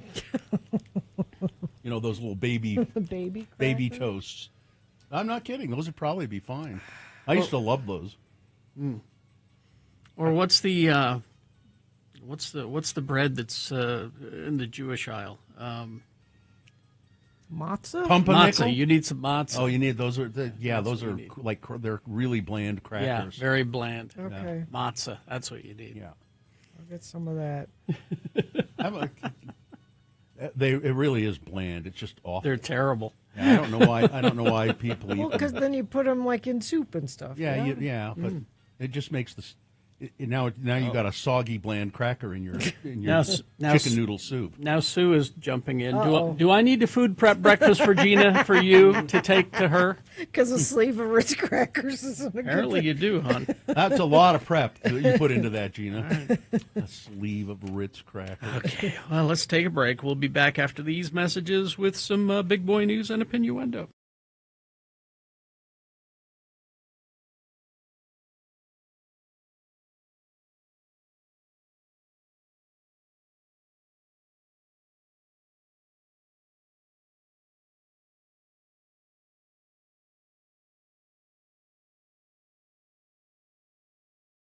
List?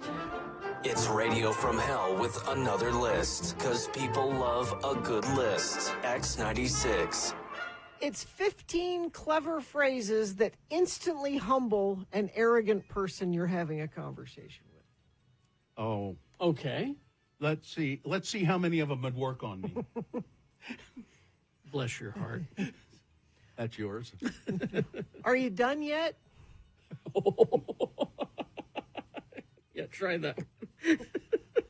And my response to that would be, no, I'm not. Funny, I don't remember asking your opinion about that. Well, you need it. These are the responses an arrogant person would give. Okay. You're coming up with those really quickly, too. Yep. And that's relevant to me how? If you don't know, you need it more than ever. You get that makes you sound like a jerk, right? I don't care. I think you could have done better with that. That was kind of weak, yeah. Honestly, do you even hear yourself? I don't have anything for that. Could you dial back the ego to like a 5? Well, bless your heart. I'd be impressed if it wasn't so obvious that you're full of it. Full of what? Knowledge? Is that what you're against? I'll be sure to let you know when I'm interested in what you're saying. Or when you understand it. So what else do you have going for you? Good looks. Well. Hey! Weird flex, but okay. Weird what? Weird flex, but okay. I like that one. Oh. You do realize nobody's perfect, right? Well, yeah, of course. Okay, I've got places to be. Well, then be off with you. And finally is not verbal. It's just an eye raise. Mm-hmm. An eyebrow raise. Oh, like, okay. You just go. None of those worked on Bill, though. I don't. Nah. He had a comeback for just Most of about them. all of them. You know why? I've heard most of them. You get that makes you Practice. sound like a jerk, right? I Yeah, like yeah, I've heard that. I like that one. Yep, I've heard that. Or I've had other people tell me, that makes Bill sound like a jerk when he says that. Yes, I do. Yes. Yes, and he probably does too. Well, you know what I say. What's that? Brett in the chat room beat me to it. Mm. Oh, buddy's nerfect. Oh, God. No? No. We hope you'd enjoyed another list with Radio from Hell on X96.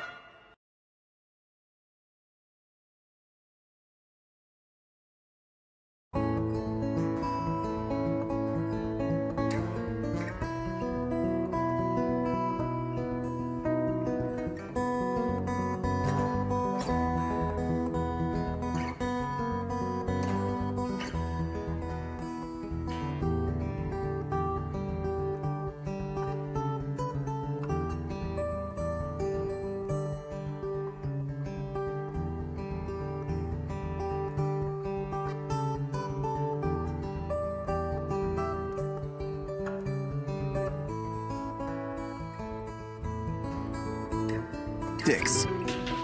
All right, 9:19. Somebody who apparently knows Gina says that really boiled chicken and dry toast are about all you should eat. Boiled chicken? Yeah. I can't even have like grilled chicken. No. What? Boiled. No meat should be boiled. It's hot dogs. No, boiled. No, even hot dogs and should be grilled. Boiled chicken tastes okay. It's if you do it right, you boil it in a Boiled chicken? Yeah, you boil it in a it's an Asian thing. They do it all the time. You put a whole bunch of seasonings in the pot. Yeah, but I probably can't have You probably seasonings. can't. Yeah, that's right. Just plain This sounds tap water. horrible. Mm-hmm. But it's moist. I'll get skinny, though. There's a good thing. I wonder how much your gallbladder weighs. I wonder how much I lost just by getting rid of that. I don't think it's much. Oh, all right. It's what, like that? It's- I want to lose weight. Take out some organs. Take out some of my organs. Bones, those are heavy. Yeah. We could take out some of my bones. We could take some bones out. There are a few bones I don't need, I'm sure. You remain seated. So there are over 200 bones in the human body. You could spare a few. Femur is a big one. Yeah. A few ribs. Take out a few ribs, All right. All right. Big boy news and opinioendo now brought to you by. For a limited time, save up to $100 on select tires now at your locally owned and operated Big O Tires. Thank you. Well, I was thinking of making this a boner candidate, but I didn't know quite what to make of it, so I'll just do it here. Representative Marjorie Taylor Greene declared that evil is being defeated by the hand of God. And people are taking this as a celebration of the death of Pope Francis. Well, because there are a lot of people who didn't care for this Pope. Dearest brothers and sisters. He was a woke Pope. Yeah, woke Pope. Dearest brothers and sisters, with deep sorrow, I must announce the death of our Holy Father, Francis. At 7:35 this morning, the Bishop of Rome, Francis, returned to the house of the Father. His entire life was dedicated to the service of the Lord and of his church, said the Vatican in a statement. Both President Trump and Vice President Vance issued statements mourning the late Pope. But Marjorie Taylor Greene, who has long been counted as one of Trump's most steadfast allies in the House of Representatives, appears to hold another view. Today there were major shifts in global leadership, she observed obliquely. Evil is being defeated by the hand of God, she said. The apparent meaning was not lost on some. Yeah, because what other leader is there that who could she be referring to? Well, then why didn't she just say, thank God the Pope is dead? Francis was often criticized by conservatives for his views on a wide variety of topics, although he did maintain traditional Catholic views on most issues, including abortion. So, well, we don't like that Pope because he said that we should welcome the stranger and things like that. Where did he get that from, anyway? Here's some big news. English actress Tilda Swinton, known for her eclectic portrayals of ethereal and androgynous characters, Well, she can do anything. has been named the next James Bond. What? And the new incarnation of Doctor Who, and in a surprise move, has been selected by the College of Cardinals to be the 267th pontiff of the Roman Catholic Church. She can do all those things. Swinton, who is 64, will succeed Daniel Craig as Agent 007 in an upcoming film, Bond Beyond Protocol. Nkuti Gatwa as the Time Lord in BBC's long-running science fiction series, and Jorge Bergoglio as the Vicar of Christ. Bond producer cited her icy precision and otherworldly poise as key factors in casting decisions. She could play Bond. This is an Onion story, right? Yeah, it's from Boing Boing. It's from people trying to cast her and things. Yeah. But I think she could play James Bond. I'll bet you. Swinton appeared briefly on the balcony at St. Peter's Basilica wearing a minimalist mitre and understated sunglasses before swiftly departing for rehearsals with Susie Eddie Izzard, who is likewise performing triple duty as cyborg Doctor Who companion Nigel Rigel. Certainly not. All right, we'll move on from that. Landman news. Billy Bob Thornton. Love that show. It's a great show. He confirms another Hollywood icon is joining Landman. This time all the way from Yellowstone. Speaking to Deadline, Thornton discussed the characters who would be taking a more prominent role in the hotly anticipated second season of Landman, while Thornton noted that both Andy Garcia's Galino and Demi Moore's Cammy Miller, or Myler I think it is, would be stepping further toward center stage. He also name-dropped Sam Elliott. Oh, really? Who I go way back to the 80s with, quietly confirming the addition of yet another beloved Hollywood icon to the hit neo-Western series star-studded ensemble cast.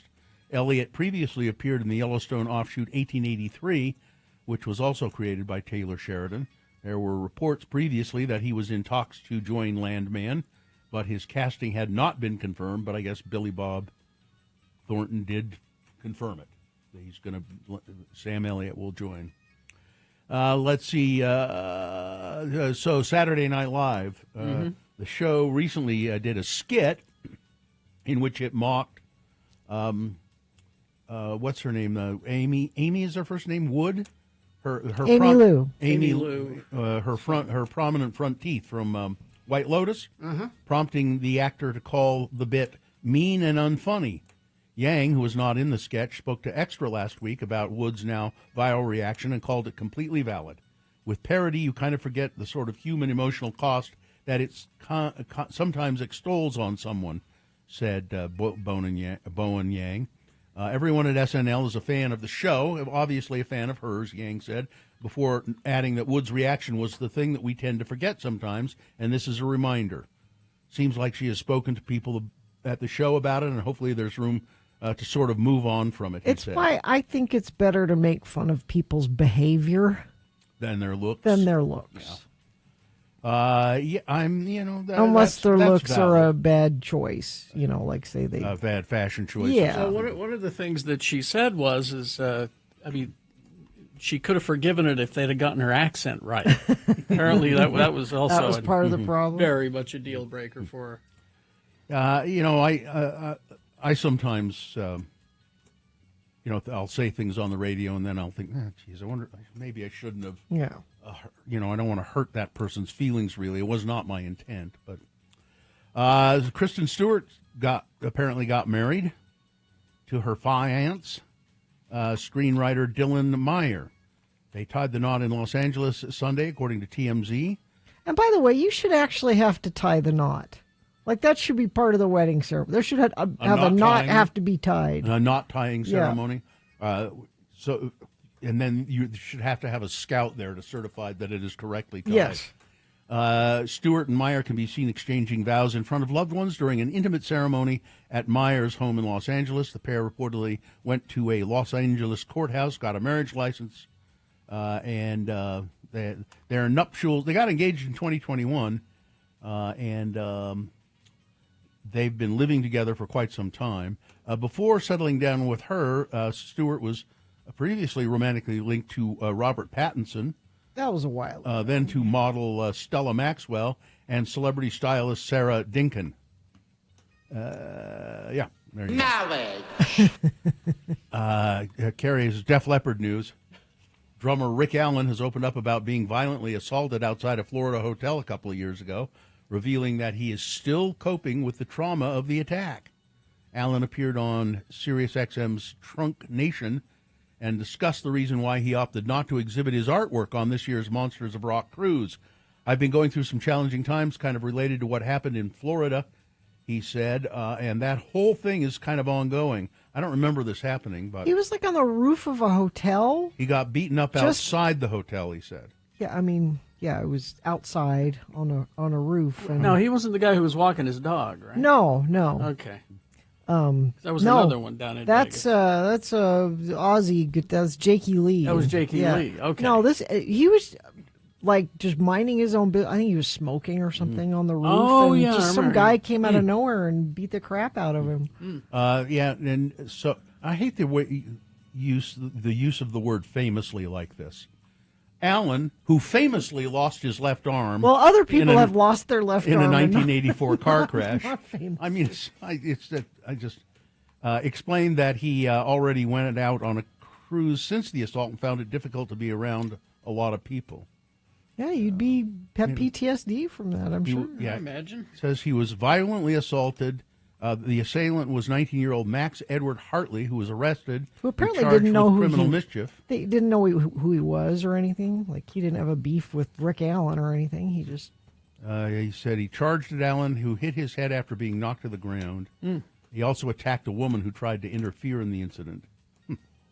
Billy Ray Cyrus and Elizabeth Hurley. I don't know what's going on there.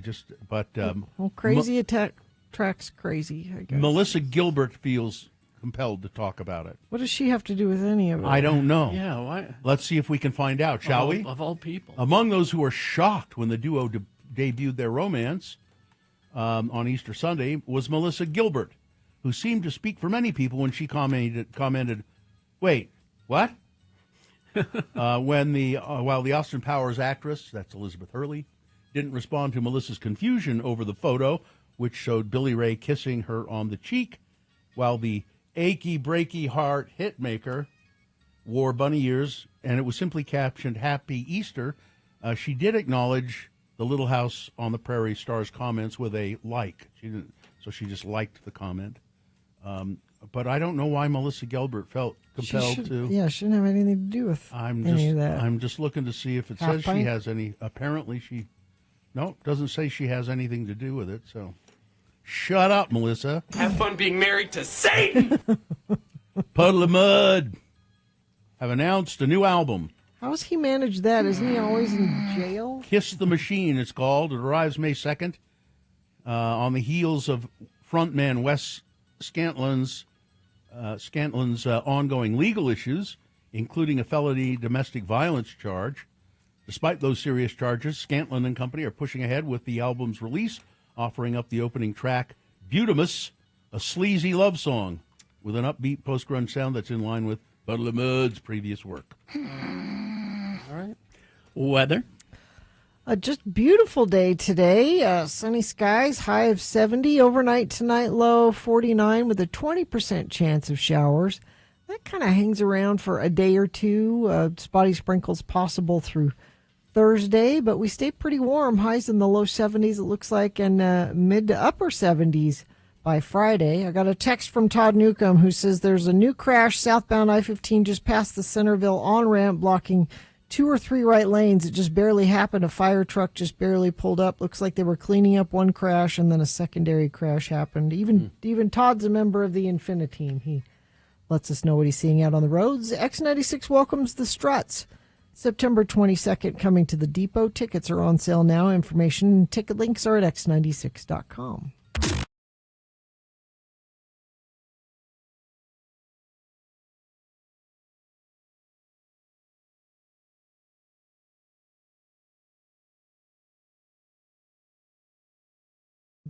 I'm hungry for a sandwich. Really? Sometimes just a good, cheap gas station sandwich. Will you eat a gas station sandwich? Yeah, occasionally, if I have to. I don't trust a gas station sandwich. How about a hoagie? I don't not have a hoagie? Not. You don't know how long they've been sitting there. The sandwich at the gas station is way down on the list of priorities for the people that work at the gas station. Yeah. They don't care about turnover or. Now we got sandwiches out here in the cooler, and I don't know what kind. Here? Yeah. Right now? There's sandwiches here. There's sandwiches out there right now. Where? out in the cooler there. You know where you could buy the drinks and stuff? Yeah. Again, how long are they out there? I don't know. But will you do a gas station hot dog? Okay. All right. Oh, okay. Maverick is like high-end convenience store gas station. Yeah, they have hot good. dog. They have. I good trust. stuff. I trust Maverick. You trust a gas station sandwich from Maverick? Yeah, I trust. I would. Okay. I would. I think they take pride in the food that they offer at their. Yeah, I've Maverick had has them. all the good stuff. They have the Bahama Mama. They got the best bathrooms. Their coffee is even pretty good. Yeah, they have the soda fountain. This sounds like an ad for Maverick. They have the soda fountain with like 50 different sodas, and you can add little vanilla to it, like I like. Like to you do. like. They have the good ice. Maverick knows what they're doing. By the way, the owner of Maverick, Keith Maverick. Keith Maverick. Keith, we're going to send you a bill. We're going to send you a bill. Oh, if we're traveling, we're talking about road trips earlier. Yeah. It's Memorial Day. People are taking road trips. We will I do destination Maverick on a road. I try to stop at a Maverick, and I'd rather go to a Maverick than a drive-through fast food place. Oh yeah, really. Now, you mentioned the flavored syrup for your sodas. I heard someone bitching about the movie theater ones. You know, where you pre-select your freestyle. Yeah. What was their complaint? They just didn't care for them at all, and I'm like, what are you talking about? It's not a good mix. I like it when I can mix my own. Oh, is that the complaint? Yeah, because the freestyle is a pre-mixed thing. But yeah, I don't mind. Yeah. Cherry. You want to know my freestyle trick? There is one? Yeah, well. Is that they have that at Harmon's too, don't they? That freestyle. No. No? It's like a soda fountain. Yeah, I know. I thought I saw one at Harmon's. Here's my trick. So you have a pure drink that is the drink that you wanted, untainted by other drinks. Say it's Diet Coke. All right. Always go to the water tab Mm-hmm. and run a little water through there first. Oh, otherwise you're getting the flavor of the leftover. Yep. Okay. Oh, that's a good That's trick. my little freestyle. You know, Gina, you are so amazingly creative about things that don't matter. No, that matters. No, this is helpful because you I'm put your brain to these things. It's helpful. Little water because I'm making my twice yearly trip to the movie theater, and I need to know Do a little rinse. Okay. Because they all come through the same spigot. All right. Thank you. My little tip.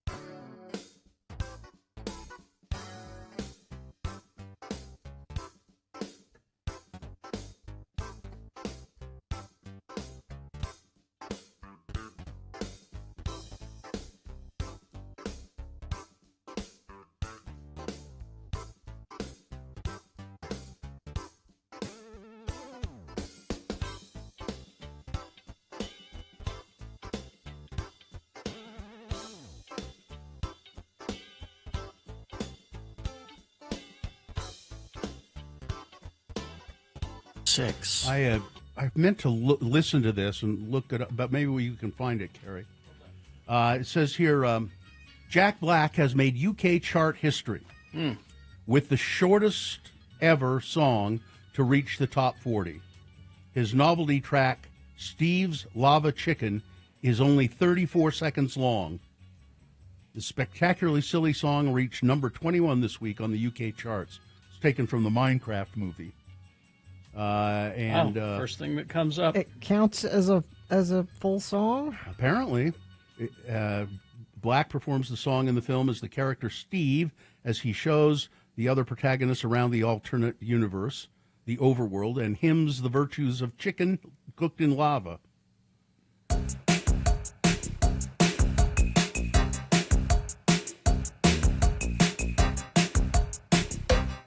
La la la lava, chicken. Steve's lava chicken, yeah, it's tasty as hell. Ooh, mama, see that now you're ringing the bell. Crispy and juicy, now you're having a snack. Ooh, super spicy, it's a lava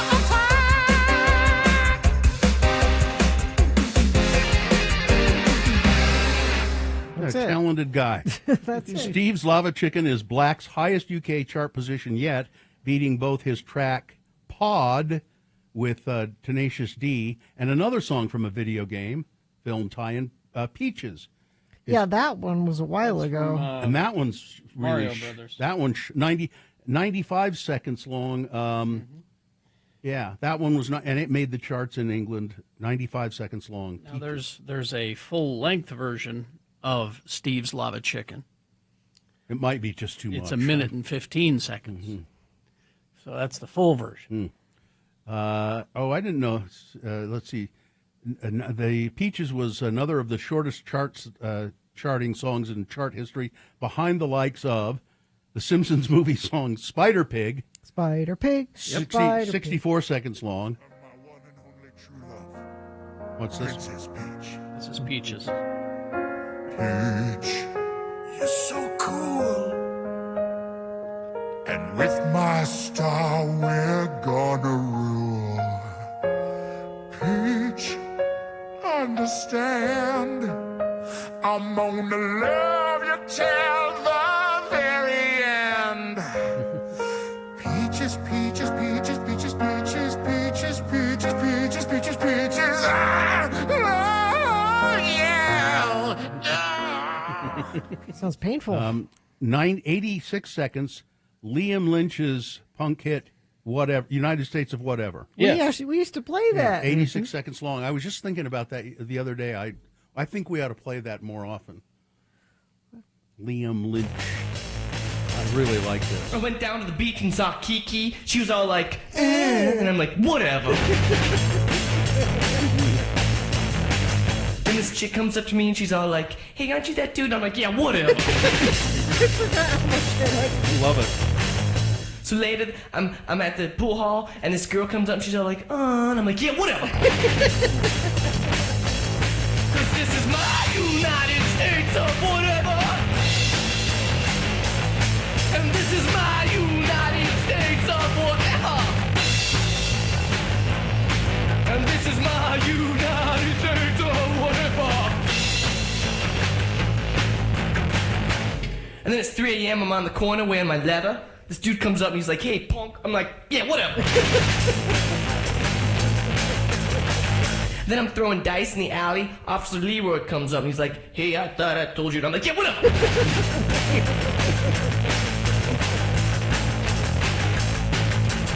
Then up comes Zaffle. I'm like, "Yo, Zaffle, what's up?" He's like, "Duh." I'm like, "That's cool." 'Cause this is my United States or whatever. Very cool. I love that. Yeah. All right. Phew. Let's see. One other.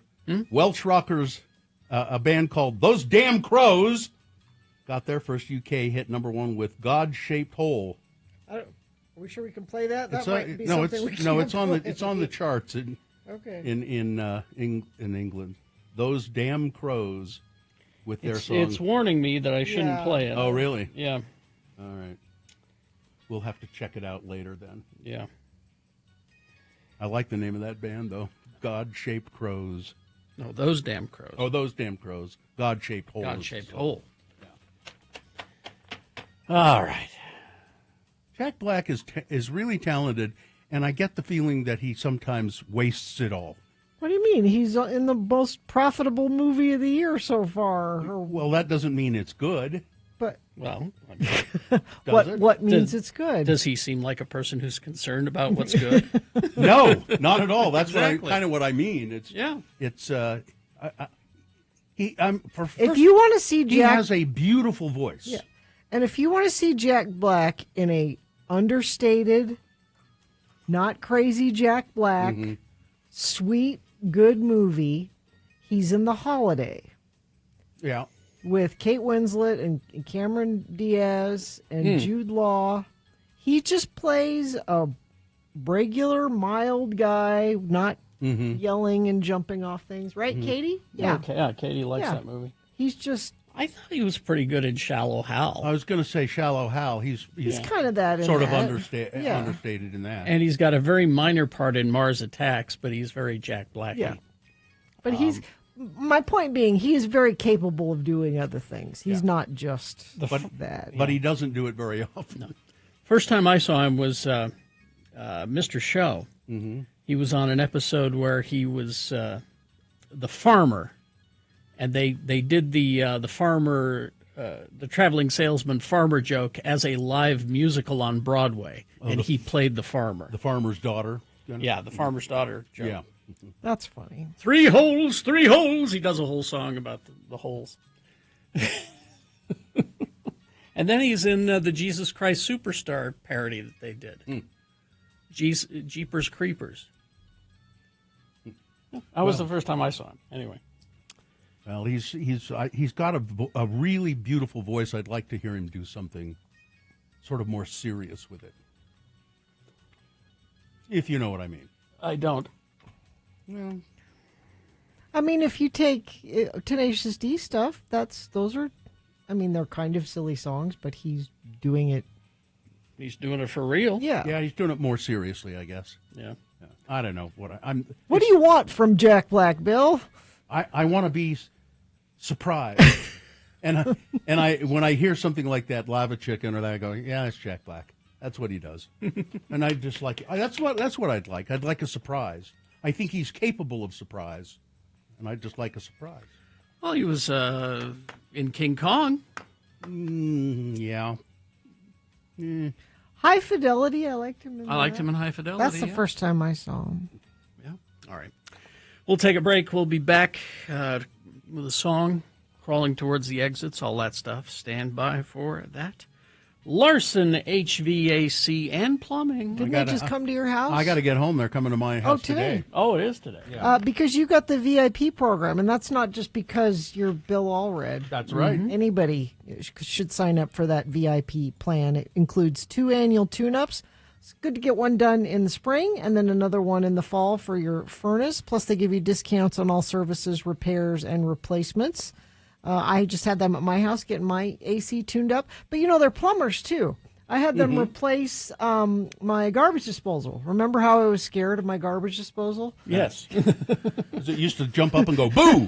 They gave me a brand new, nice garbage disposal. They're our go-to guys for HVAC and plumbing, and they're going to treat you fairly. They're not the kind of people that try to upsell you or give you something you don't need.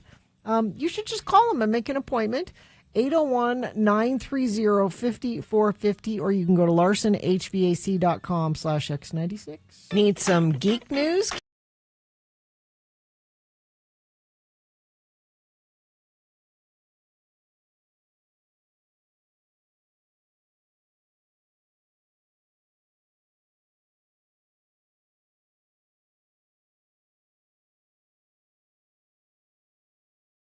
Things that must go on the radio. From Hell Show. These are things that are bugging you, friends of the program, things that you want out of your life.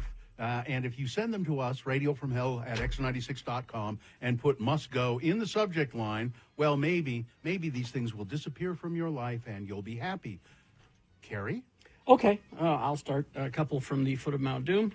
When you're watching a TV series and you have an expectation of how many episodes there are, but you're wrong, so you keep watching the next one thinking, okay, this is the finale, this is the one, but you keep getting sucked wrong. in. Yeah. When you go into when you're in a group chat and you ask a serious question that you need an answer to, but the next person comments in the chat, makes a joke or a comment, has nothing to do with the question, hijacks the comments in the chat, and your question gets forgotten, and now you have to decide, well, do I ask the question again or do I not? Let's see. This one from, does not say, so I won't say. Not announcing the opening song of the day must go. You previously said that you would start doing it for the podcast listeners, and yet nothing has been done. I'm sorry. All I heard on Monday to start the show was, that was awful. We need to remember to do like that. to know what was awful. Please provide context. Okay. And this one from Tony. Curtains that smell like retired math teacher. What? It triggers the terrifying memories of pop quizzes. 2, my roommate offering a house guest some coffee in my backyard. Instead of a mug, he used my garden shears to cut the top portion of an energy drink can. Then he tried to fold down the sharp edges so the guest wouldn't cut his lip when taking sips. The guest expressed an odd taste as the coffee mixed with the sugary and metallic residue. This is why we wash the dishes daily, as we aren't camping. 3, not being able to go to Gina's remote over the weekend at the car dealership. Oh, yeah. And finally, the first 20 minutes of the USA National Catan Championship Tournament, live stream from Minneapolis. It was horrible because the sound engineers and AV technicians couldn't set up the microphones of the contestants and commentators properly. It resulted in an unpleasant, continuous loop of audio feedback and overlapping conversations. The tournament organizers need Carrie and Katie to show them what's up because they couldn't use a professional team. Listen, sound problems. All right. Game tournament. Who's next? I'll go next. Listen, I got one of my own. When I was a kid, we had this huge garden.